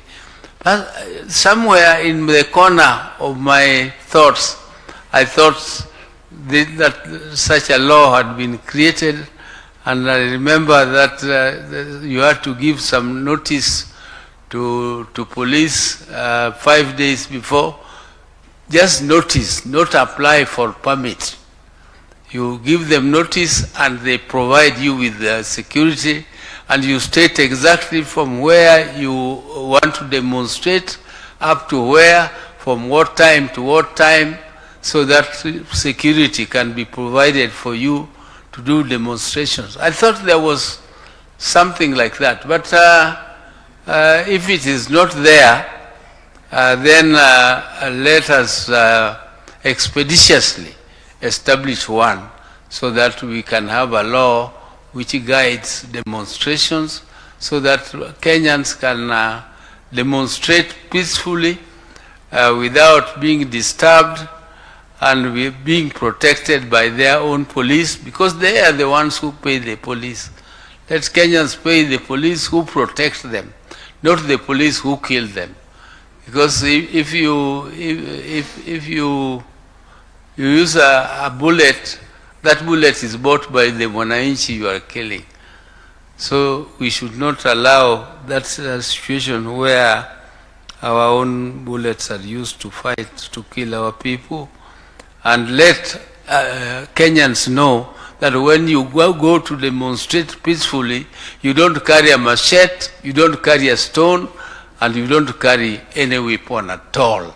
You just go to demonstrate. And if you see anybody carrying a knife or carrying a stone, you know that that is a goon. And those goons are not few. There are very many. Almost every politician is nowadays recruiting a goon to go and disrupt functions. I think that's the nature of goonism, where you have goons who are for hire by everybody. They are hired by both sides. This one hires them today, tomorrow you go and hire them and you pay them and they come, and that's nature of goonism. We as leaders should take care. We must make sure that that culture is stopped completely from our country. This culture of goonism must go. Let us, let our wananchi who are aggrieved go to the streets, demonstrate, and follow the law, but not carry any weapons. Thank you very much, Your Excellency.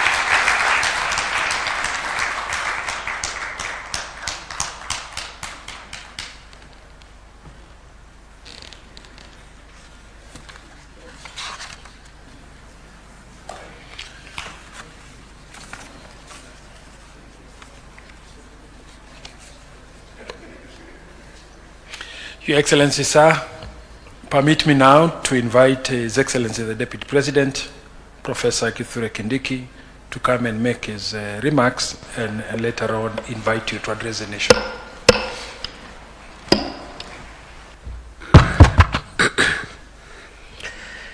Your Excellency William Ruto, President of the Republic and Commander-in-Chief of the Defense Forces, all protocols observed. Today is one of my proudest moments since I left law school nearly 30 years ago. Your Excellency, we are gathered here at your official residence as head of state to reflect on the journey we have traveled with one another as a country, as a nation. And I think, Mr. President, because my speech will not be more than 3 minutes, allow me to just make a small contribution of what I make of this gathering and the subject matter. I have listened to my sister, the chair of the National Commission on Human Rights, and other speakers who have spoken before me. And I think the National Commission on Human Rights has helped us clarify why we are here and why we are not here. The reason we are here and the reason which is not what brings us here. Your Excellency, justice involves so many things, including retribution, where we punish people who do certain things by locking them up, and in many jurisdictions some are even killed, depending on the crimes they have committed. And that is justice. It is retributive justice. It is retribution. But there is also another facet of justice, which is restorative, where you restore relationships between the offender and the victim of offenses. It is my humble submission, Your Excellency, we are gathered here this morning to advance the agenda of our country more in the area of restorative justice and repairing relationships among ourselves. That's why we are here. Nothing prevents the criminal law justice system to continue with what it has been doing. All what you are saying is that there is another facet of justice that are stalled and has never been operationalized. Restorative justice, and it is more powerful sometimes and has greater effects and a bigger return on investment than retribution. Your Excellency, therefore, today we are not talking compensation, we are talking reparation, because we cannot compensate death. I mean, it's unimaginable. But we are also looking at ourselves and saying, we have hurt one another. Law enforcement agencies, ourselves as citizens, across board. But we are also saying we have realized there are gaps in our legal system which we must fill. Because Article 37 is very wide. The right to assemble, the right to demonstrate, the right to picket, the right to petition authorities.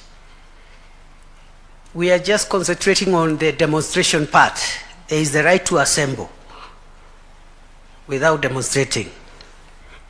But there is also the right to picket and the right to petition. So this is the problematic part. The most problematic part on this right on Article 37 has been the demonstration part, and has been already articulated by the Chief Justice, my Lady Justice Kome. Even in that 1 out of 4, the demonstration part of that right, because the right is in 4 parts, we have had numerous cases of exemplary and successful demonstrations, peaceful and constitutional, by various people, professionals, trade unions, and all manner of people advancing certain causes. The challenge in that demonstration right has been political demonstration. That is where the problem is. So let us not generalize that provision or generalize even the whole activity of demonstration. But we are also saying, Your Excellency, we must settle accounts. We must reconcile with one another. We must repair.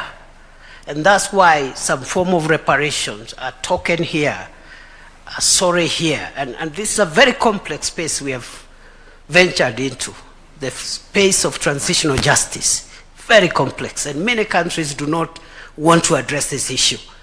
Many democracies today who have been independent for over 200 years have still pending issues around restorative justice. So we have started a journey. I want to agree with those who have advanced that position. It's going to take centuries, but there is always a starting point, and I'm very proud, Your Excellency, to be your deputy at a time when you are the President of Kenya, who has faced this issue head on. Excellency, 2 last quick things. One is to say that that legal thing, that legal discussion must balance crime and punishment, even as we talk about reparation. I say so because I know Speaker Kingi talked about the principle of nulla criminal sine lege, which is there is no crime without law. But likewise, there is nulla poena sine lege, that there is no punishment without law. And the two must be proportionate. The crime, the gravity, and the gravity of punishment must be balanced if we have to resolve and get the deterrence that we require. Finally, Your Excellency, the President, I look forward to a day where in this country a political leader of whatever stature, character, and opinion will organize what in their view is a legitimate demonstration, make sure that they control their supporters and hold both their supporters and the leaders, hold each other accountable for the process, and then be assisted by the police to carry out the demonstrations and say what they don't like and go home in the evening. That is the dream of this country. The millions of Kenyans who have nothing to do with politics. In fact, the Chief Justice has I know she has understated our numbers. We are not 1,000. We are 1,800 or thereabout. But the consequence is the same. 2,000 people cannot frustrate 55 million Kenyans who do not earn their living from politics like us. And we must be called to order, and we must make sure that we don't make this country dangerous for the 55 million Kenyans that do not earn a living from politics.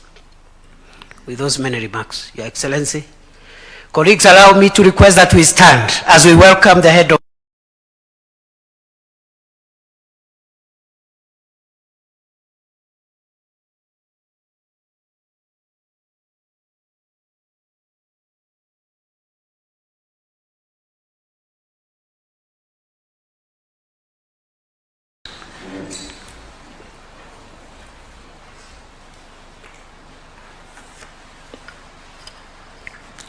distinguished guests, excellencies, ladies and gentlemen. This is historic as it is consequential. This is a very significant moment and a solemn one at that. It is solemn because today we seek to make amends for harms that have never been truly repaid. No compensation can restore a life lost. No reparation can fully erase the pain of a parent who buried a child, a spouse who lost a partner, or a family forever changed by tragedy. It is also solemn because I wish that our late brother, the statesman Raila Odinga, was here with us today. But I want to thank his brother, now party leader of ODM, Dr. Oburu Oginga, for making it to this function. And party leader, I want to apologize for the late notification for this meeting. Although you have spoken and made a statement that is more profound than those who prepared to come for this meeting.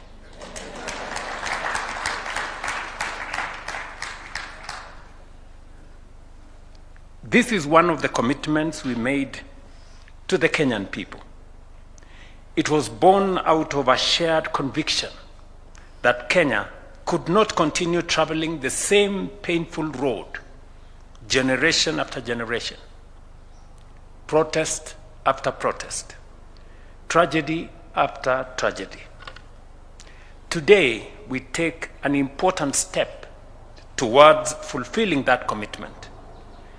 I am happy that the Honorable Oburu Odinga is here to represent my late brother, the Honorable Raila Odinga. Many have spoken about these issues over the years. Many have acknowledged the pain. Many have promised action. Today, however, we move beyond words. I stand here pleased that we have reached this milestone, saddened by the circumstances that have made it necessary, humbled by the trust placed in us by victims and their families, and optimistic that this marks the beginning of the end of a painful chapter in our national life. Our country has been undergoing profound socio-economic and political transformation.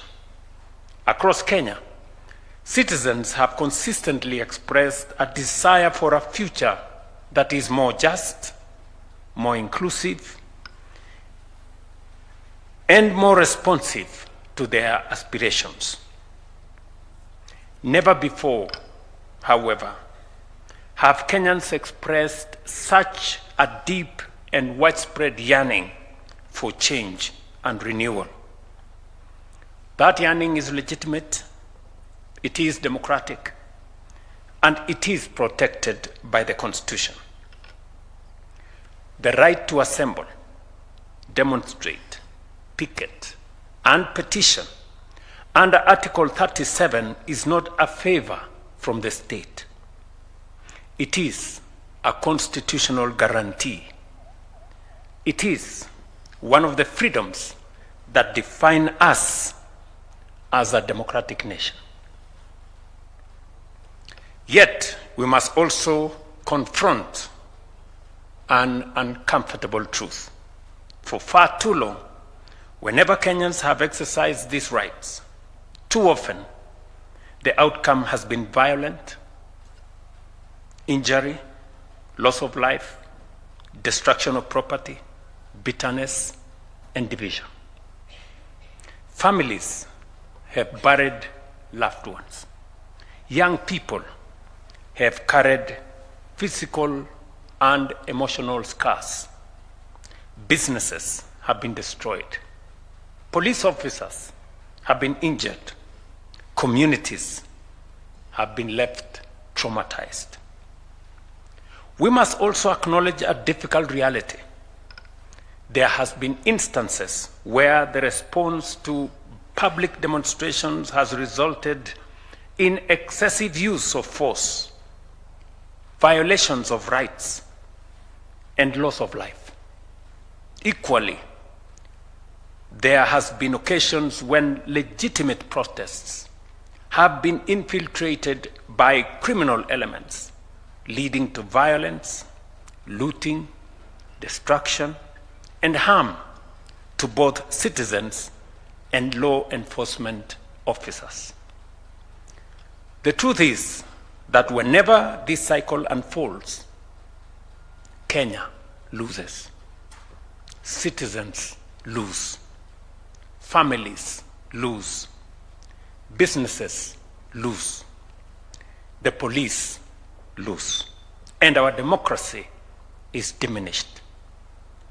Then, almost predictably, the blame game begins. One side points to police brutality. Another points to criminal elements and organized violence, to goons. Politicians trade accusations. Television studios fill with rage and outrage. The nation mourns, and then we move on, only to repeat the cycle again.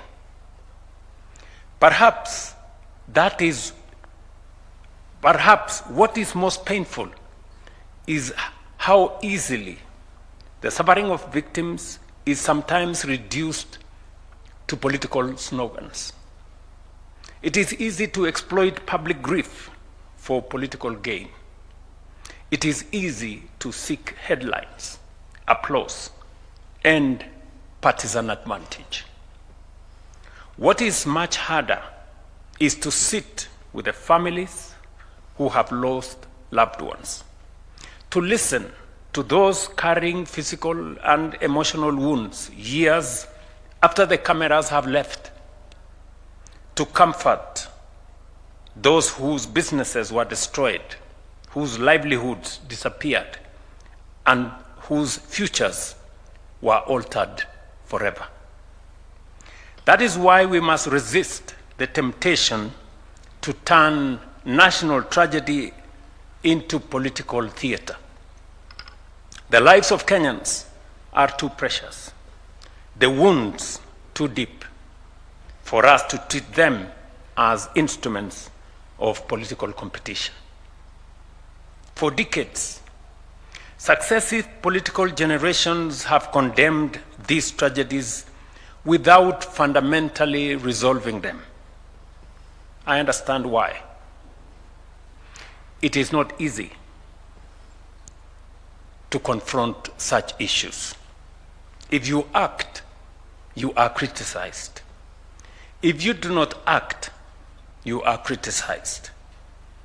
You are, in many ways and in many respects, damned if you do and damned if you don't. But there comes a point when a nation must choose action over hesitation. There comes a point when the cost of doing nothing becomes greater than the cost of trying to do something. Leadership is not about choosing what is comfortable. It is about choosing what is necessary. And so, we have chosen to act, not for ourselves, not for political advantage, but for Kenya. Our commitment is not in words alone. It is also in deeds. I remember very well when we discussed this both in the NADCO framework and also in the 10-point agenda UDA ODM framework. And I remember the occasion that has been spoken to by the Honorable Junet and the Honorable Oburu. When I had occasion with the late Prime Minister Raila Odinga, and when I told him that I had made the decision because of the consultations we had had, that it was time to compensate the victims and to set up a framework for reparations.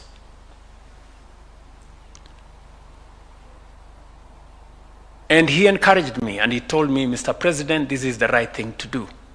And let's do it now. I remember also that subsequently, when I issued the proclamation, Professor Makau here, who rarely asks for my time, asked for an opportunity to see me. And he came and we sat down, I think somewhere in there, here, and he told me, Mr. President, I never knew that you would agree to do this. Because in many respects, it amounts to admission by you and government. And so I told him, we have buried our heads in the sand for far too long. And it's time for us as a nation, and for me as the leader of the nation, to stand up, own up, and do something about it.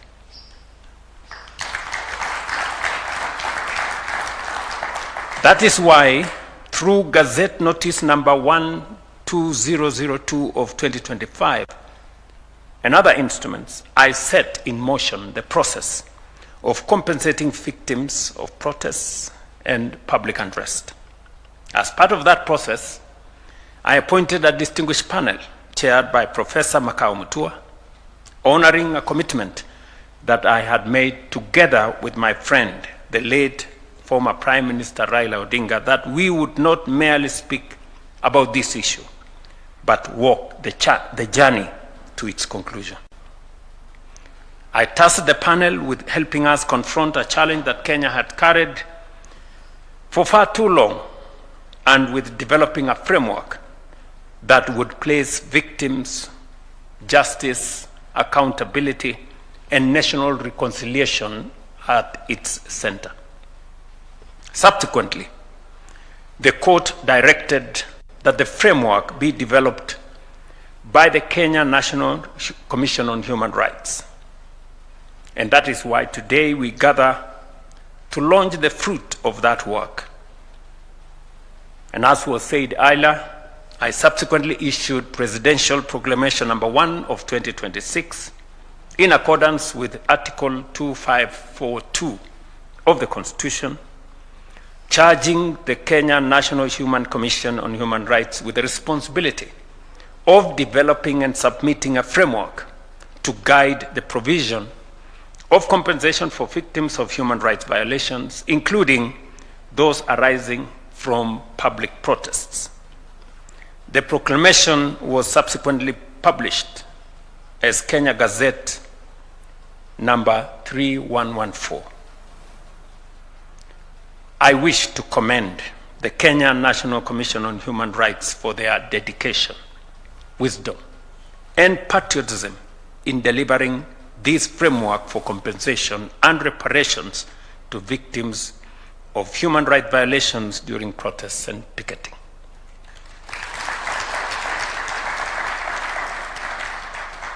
Madam Clarice Oganga and your team, you have discharged this responsibility in honor of those who have suffered this injustice and to the benefit of the nation, not an individual, not a group of individuals.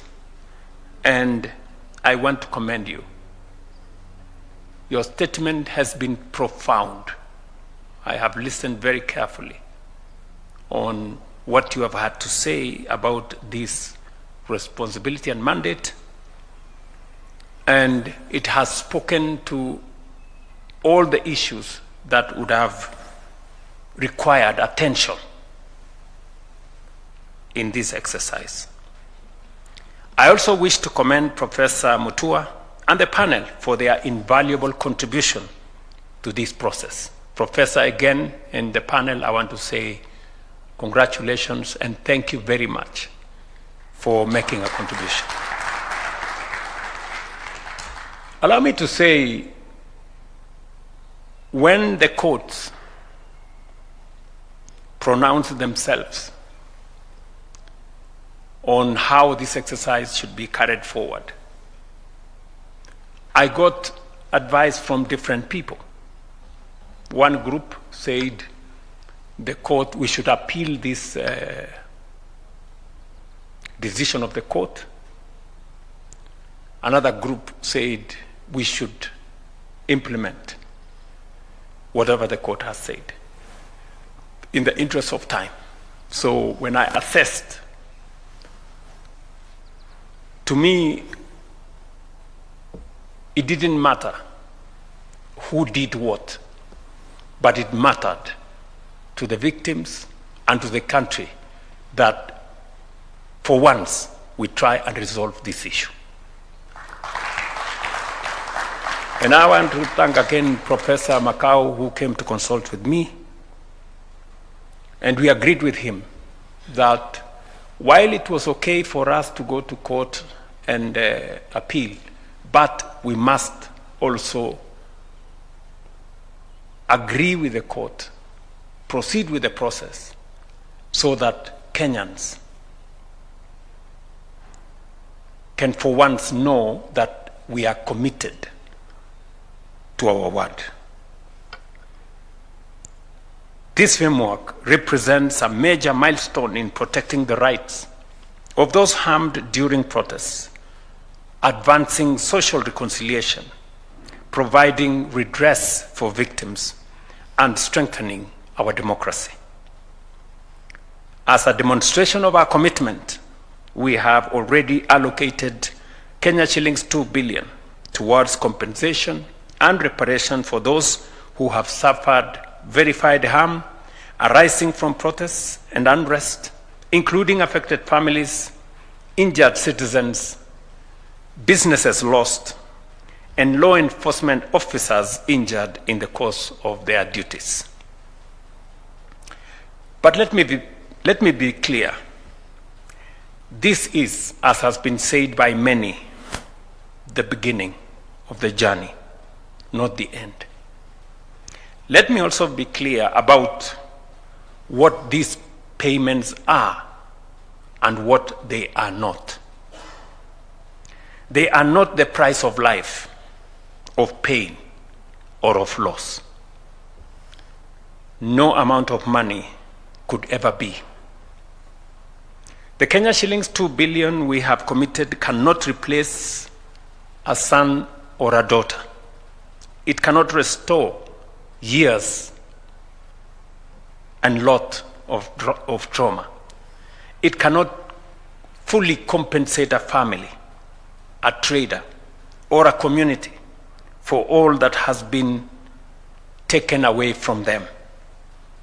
What it does represent is the state's acknowledgement that harm occurred, that victims matter, and that a nation heals by tending to its wounds rather than pretending they do not exist.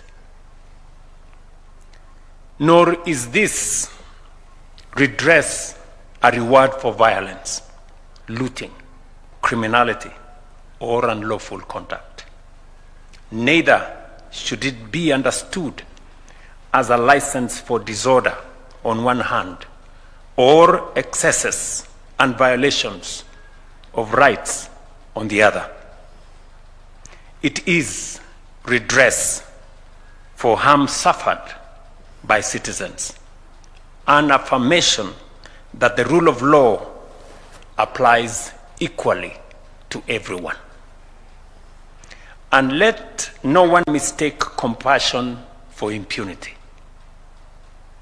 Compensation does not retire accountability.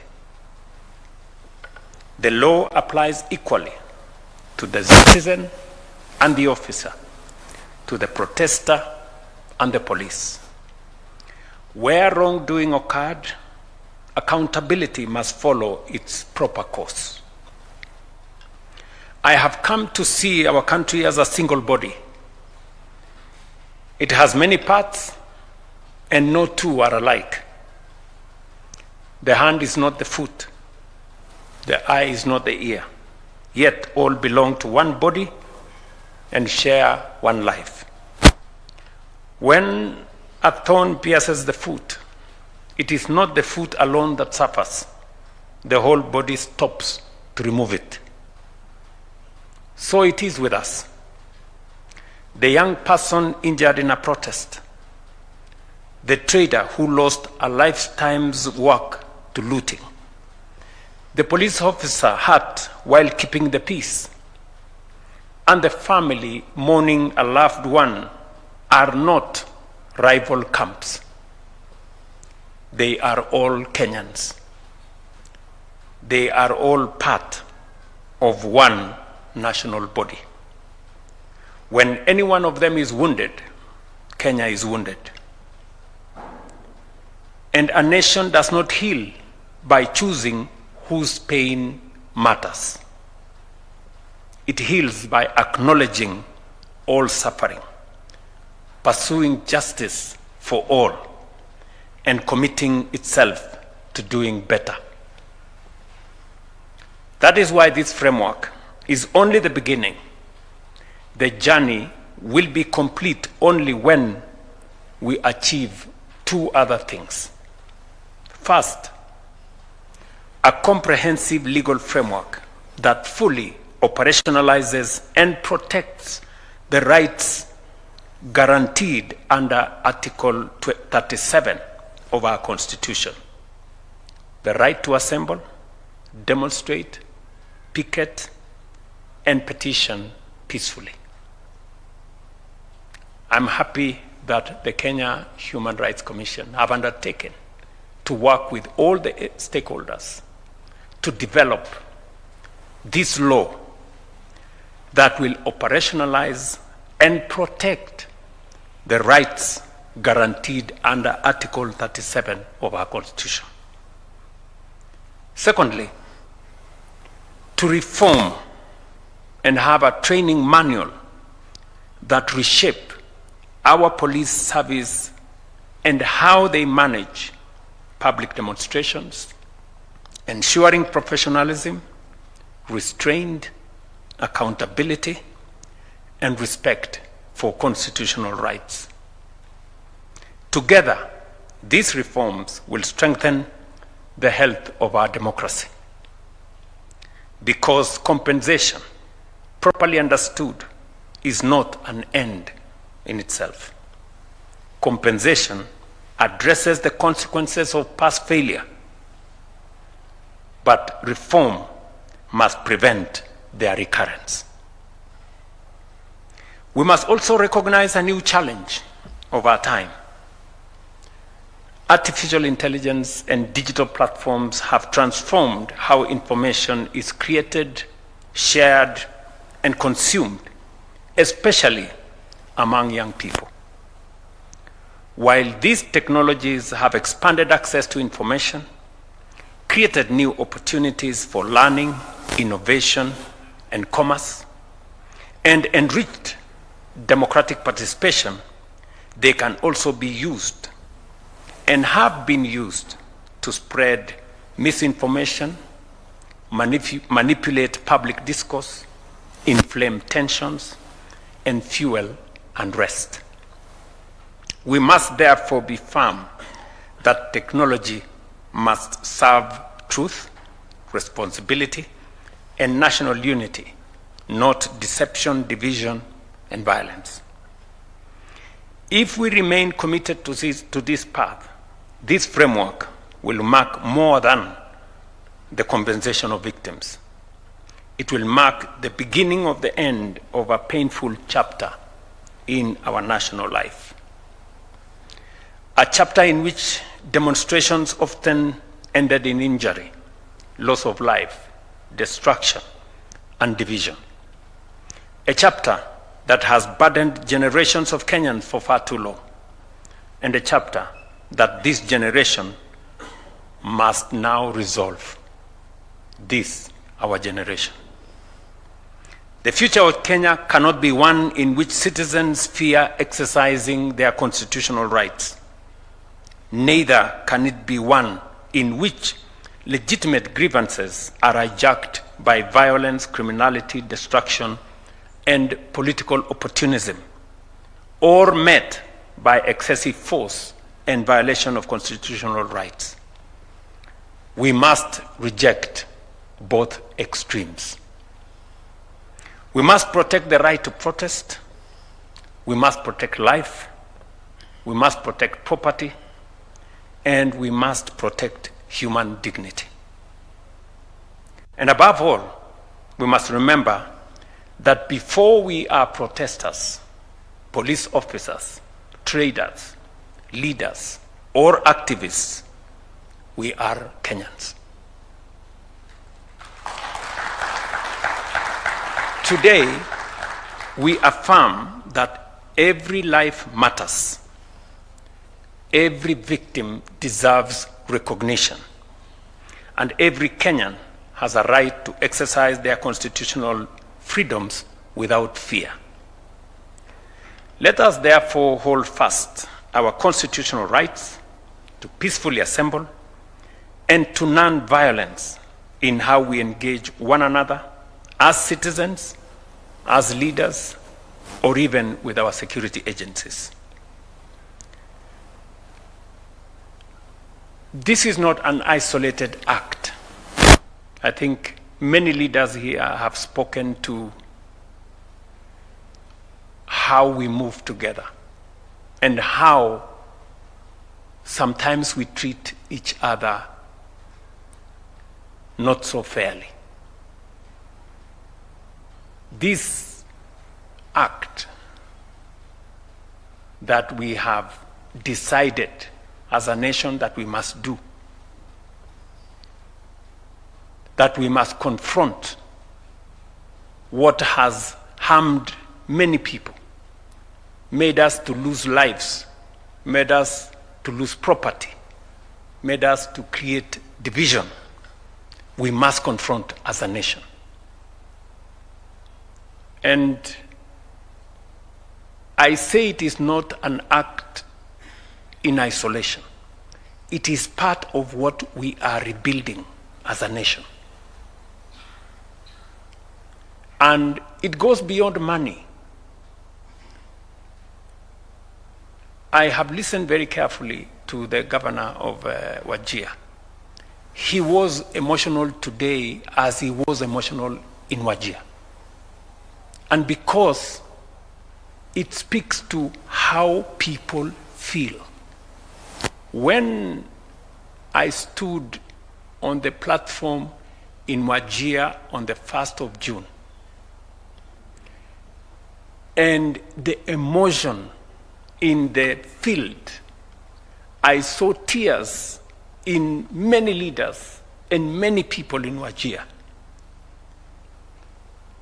It made it look like it was a favor the state was doing for them, when actually it was their right to belong to Kenya, like everybody.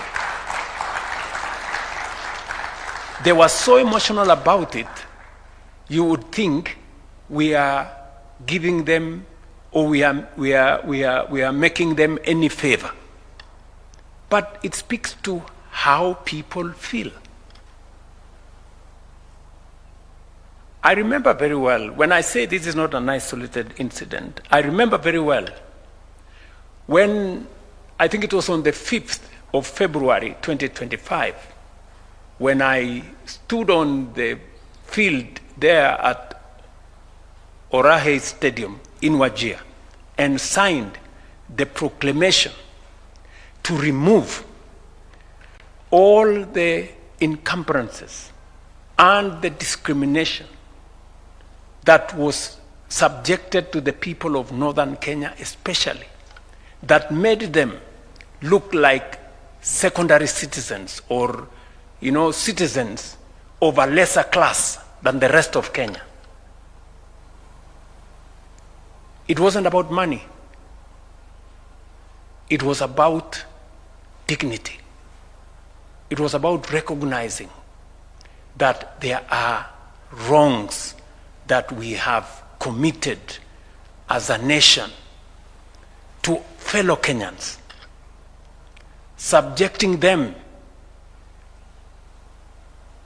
to treatment that went deep into their dignity. When I stood in Mandera and announced the construction of the road from Isiolo to Mandera, it was the same thing, that a whole part of Kenya, by policy, was relegated because of the policy that was said that there are parts of Kenya, section paper number 1, or was it number 10,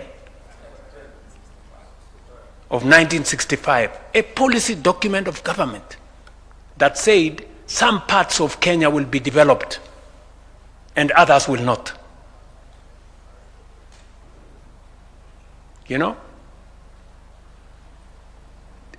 These are things people take for granted. But as a result of what was done by government, huge sections of Kenya, northern part of Kenya especially, was denied the opportunity to develop like the rest of Kenya. It is still the same thing.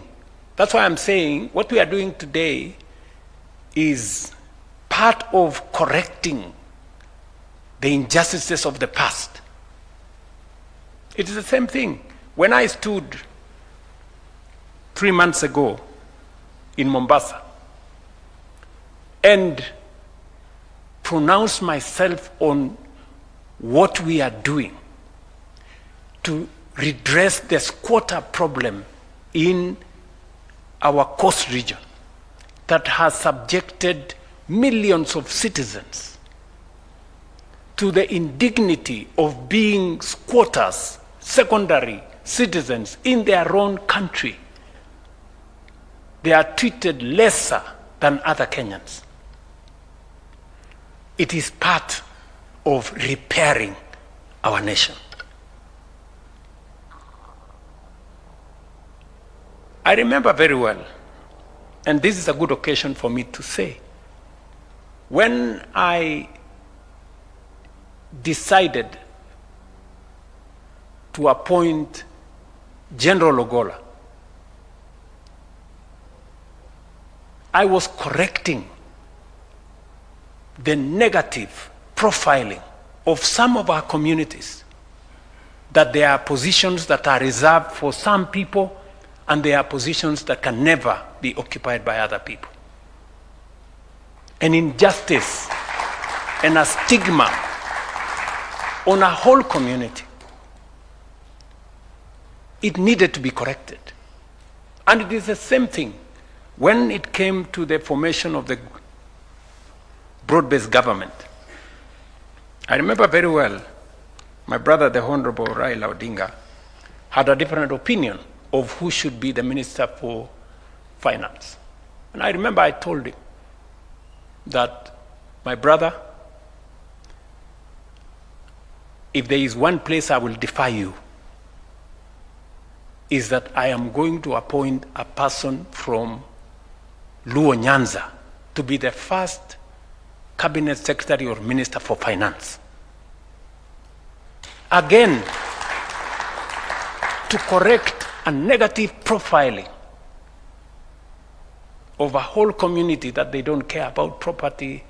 You know, property belongs to some people, the economy belongs to some. No. Listen, good people. And it is also the same reason why I have made the decision that development in Kenya is never going to be done again on account of which citizen has voted in which direction. That we are going to develop this nation equally, and every part of Kenya deserves a share of development like any other. That we are going to remove the mentality that there are those who have more shares than others. This is one nation. And finally, when we developed the bottom-up economic transformation agenda, it was also about correcting this nation. You know, there is a perception in Kenya that it is okay for people to be poor. There are people who are made to be poor. There are people who are made to stay in slums. And there are the rest of us. There are people who are supposed to remain jobless. There are people, do you know, for example, good people, when we talk about the people in slums, just explain to me how the rest of us here have houses that have 3-4 toilets. There is a citizen in Kenya who doesn't have a toilet and has to pay to use a toilet, and it is supposed to be okay. How is that supposed to be okay? What kind of indignity do we make other citizens to go through? That there are people who become sick, but they cannot go to hospital. They will wait to die because they have no way of paying their way in hospital. And it's supposed to be okay.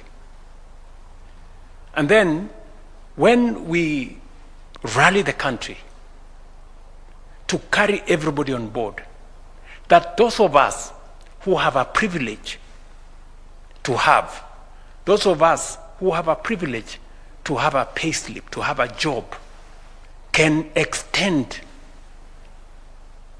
our contribution so that we can carry the people in the slums along, we can carry those who cannot go to hospital along. You hear people say, we are defenders of the dignity of the payslip. So, what about the indignity of being jobless? What about the indignity of suffering in a country that we are all supposed to belong? You know, these are things we must correct. And it doesn't matter to me, the consequences. We must correct.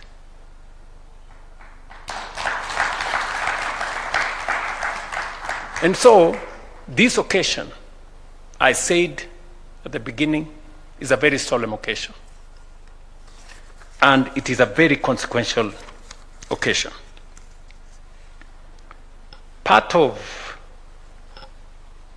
why my good party leader, part of why maybe you got a late invitation, and I thought about it this morning, was because this occasion originally was supposed to be a private occasion. It was supposed to be a small occasion for the commission to come and give me a report. But I said no. You know, there are people who don't know the consequence of this occasion. There are people who underestimate the consequence of this occasion. It is part of us getting and making peace with ourselves as a nation. And I really want to persuade us as leaders to lead from the front. Many people have spoken to how it is easy to dodge this kind of thing. You know, there are so many reports that have been done. You know, one good friend of mine told me, you know, if you go this journey, you could easily be taken to The Hague because you are actually admitting that your government and those others have committed crimes. But so be it. We must confront this occasion. I've had to make very difficult decisions, so this is no excuse. Let's make this one as well, so that we can take the nation forward. And I want to congratulate the Kenya Human Rights Commission. You have done a good job. You've really done a good job. I mean, when somebody does a good job, let us call it what it is. Carry forward. And I have listened to you very carefully, and you have said that we need to make resources available to you and your commission so that you can discharge your responsibility, because it is now almost a requirement that whatever it is we do, whether we are keeping the peace or we are running development, it must be in tandem with the rights of people. And so I agree with you, and I am very happy that you are making this request when everybody is sitting here. The people who appropriate money are sitting here. The people who work on a budget, they are sitting here. The executive is here. The deputy president is here. You are listening to what he has said. The leaders of majority, the leaders of minority, the people who run parliament, our speakers are here. I think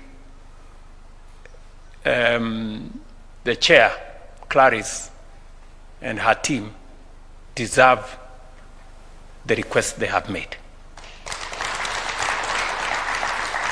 Yeah, and all of us will pull from wherever we can to make sure that this happens. As you are aware, this conversation we are having in Kenya is not an isolated conversation. It is the same conversation we will be having tomorrow in France. And we will be having tomorrow a conversation about fairness and about how we treat each other. We will be making, personally, I will be taking a very candid position that as a people, we do not want relationships with others based on dependency. No, we want a relationship of sovereign equality. I will be taking the position tomorrow on a relationship not based on charity, aid, or assistance, but on mutually beneficial partnerships. Not a relationship based on extraction of our resources, but on investment that benefits us and benefits those who are investing. It is a conversation about relationships. How are we living together?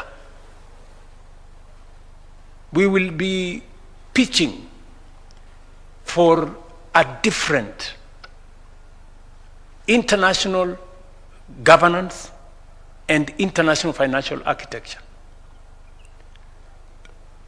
One that recognizes everybody. You know, we have had a United Nations that exactly treats some as more equal than others.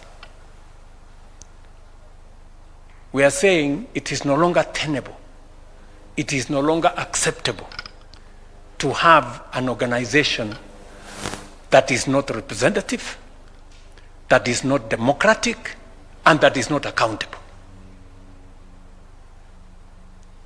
We're going to be taking a very firm position, and Kenya will lead the way on behalf of this continent. Because they say any injustice anywhere is injustice everywhere.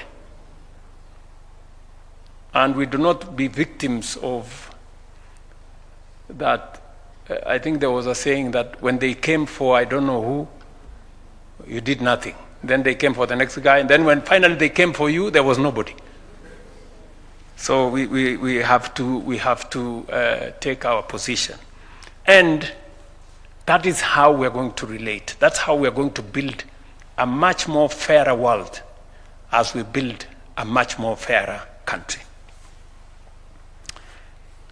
Ladies and gentlemen, let the measure of our success not be in how much we pay, but in how much we reform, so that the wounds we tend today are never inflicted again. That is the promise of this day. That is the responsibility of this generation. That is the Kenya we must build together. And this is my solemn commitment to the nation. May God bless you all, and may God bless our country, Kenya. Asante.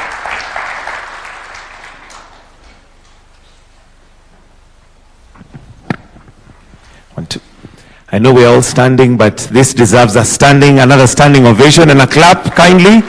Thank you, Your Excellency. We'll all be upstanding to wind up now with the national anthem, the anthem.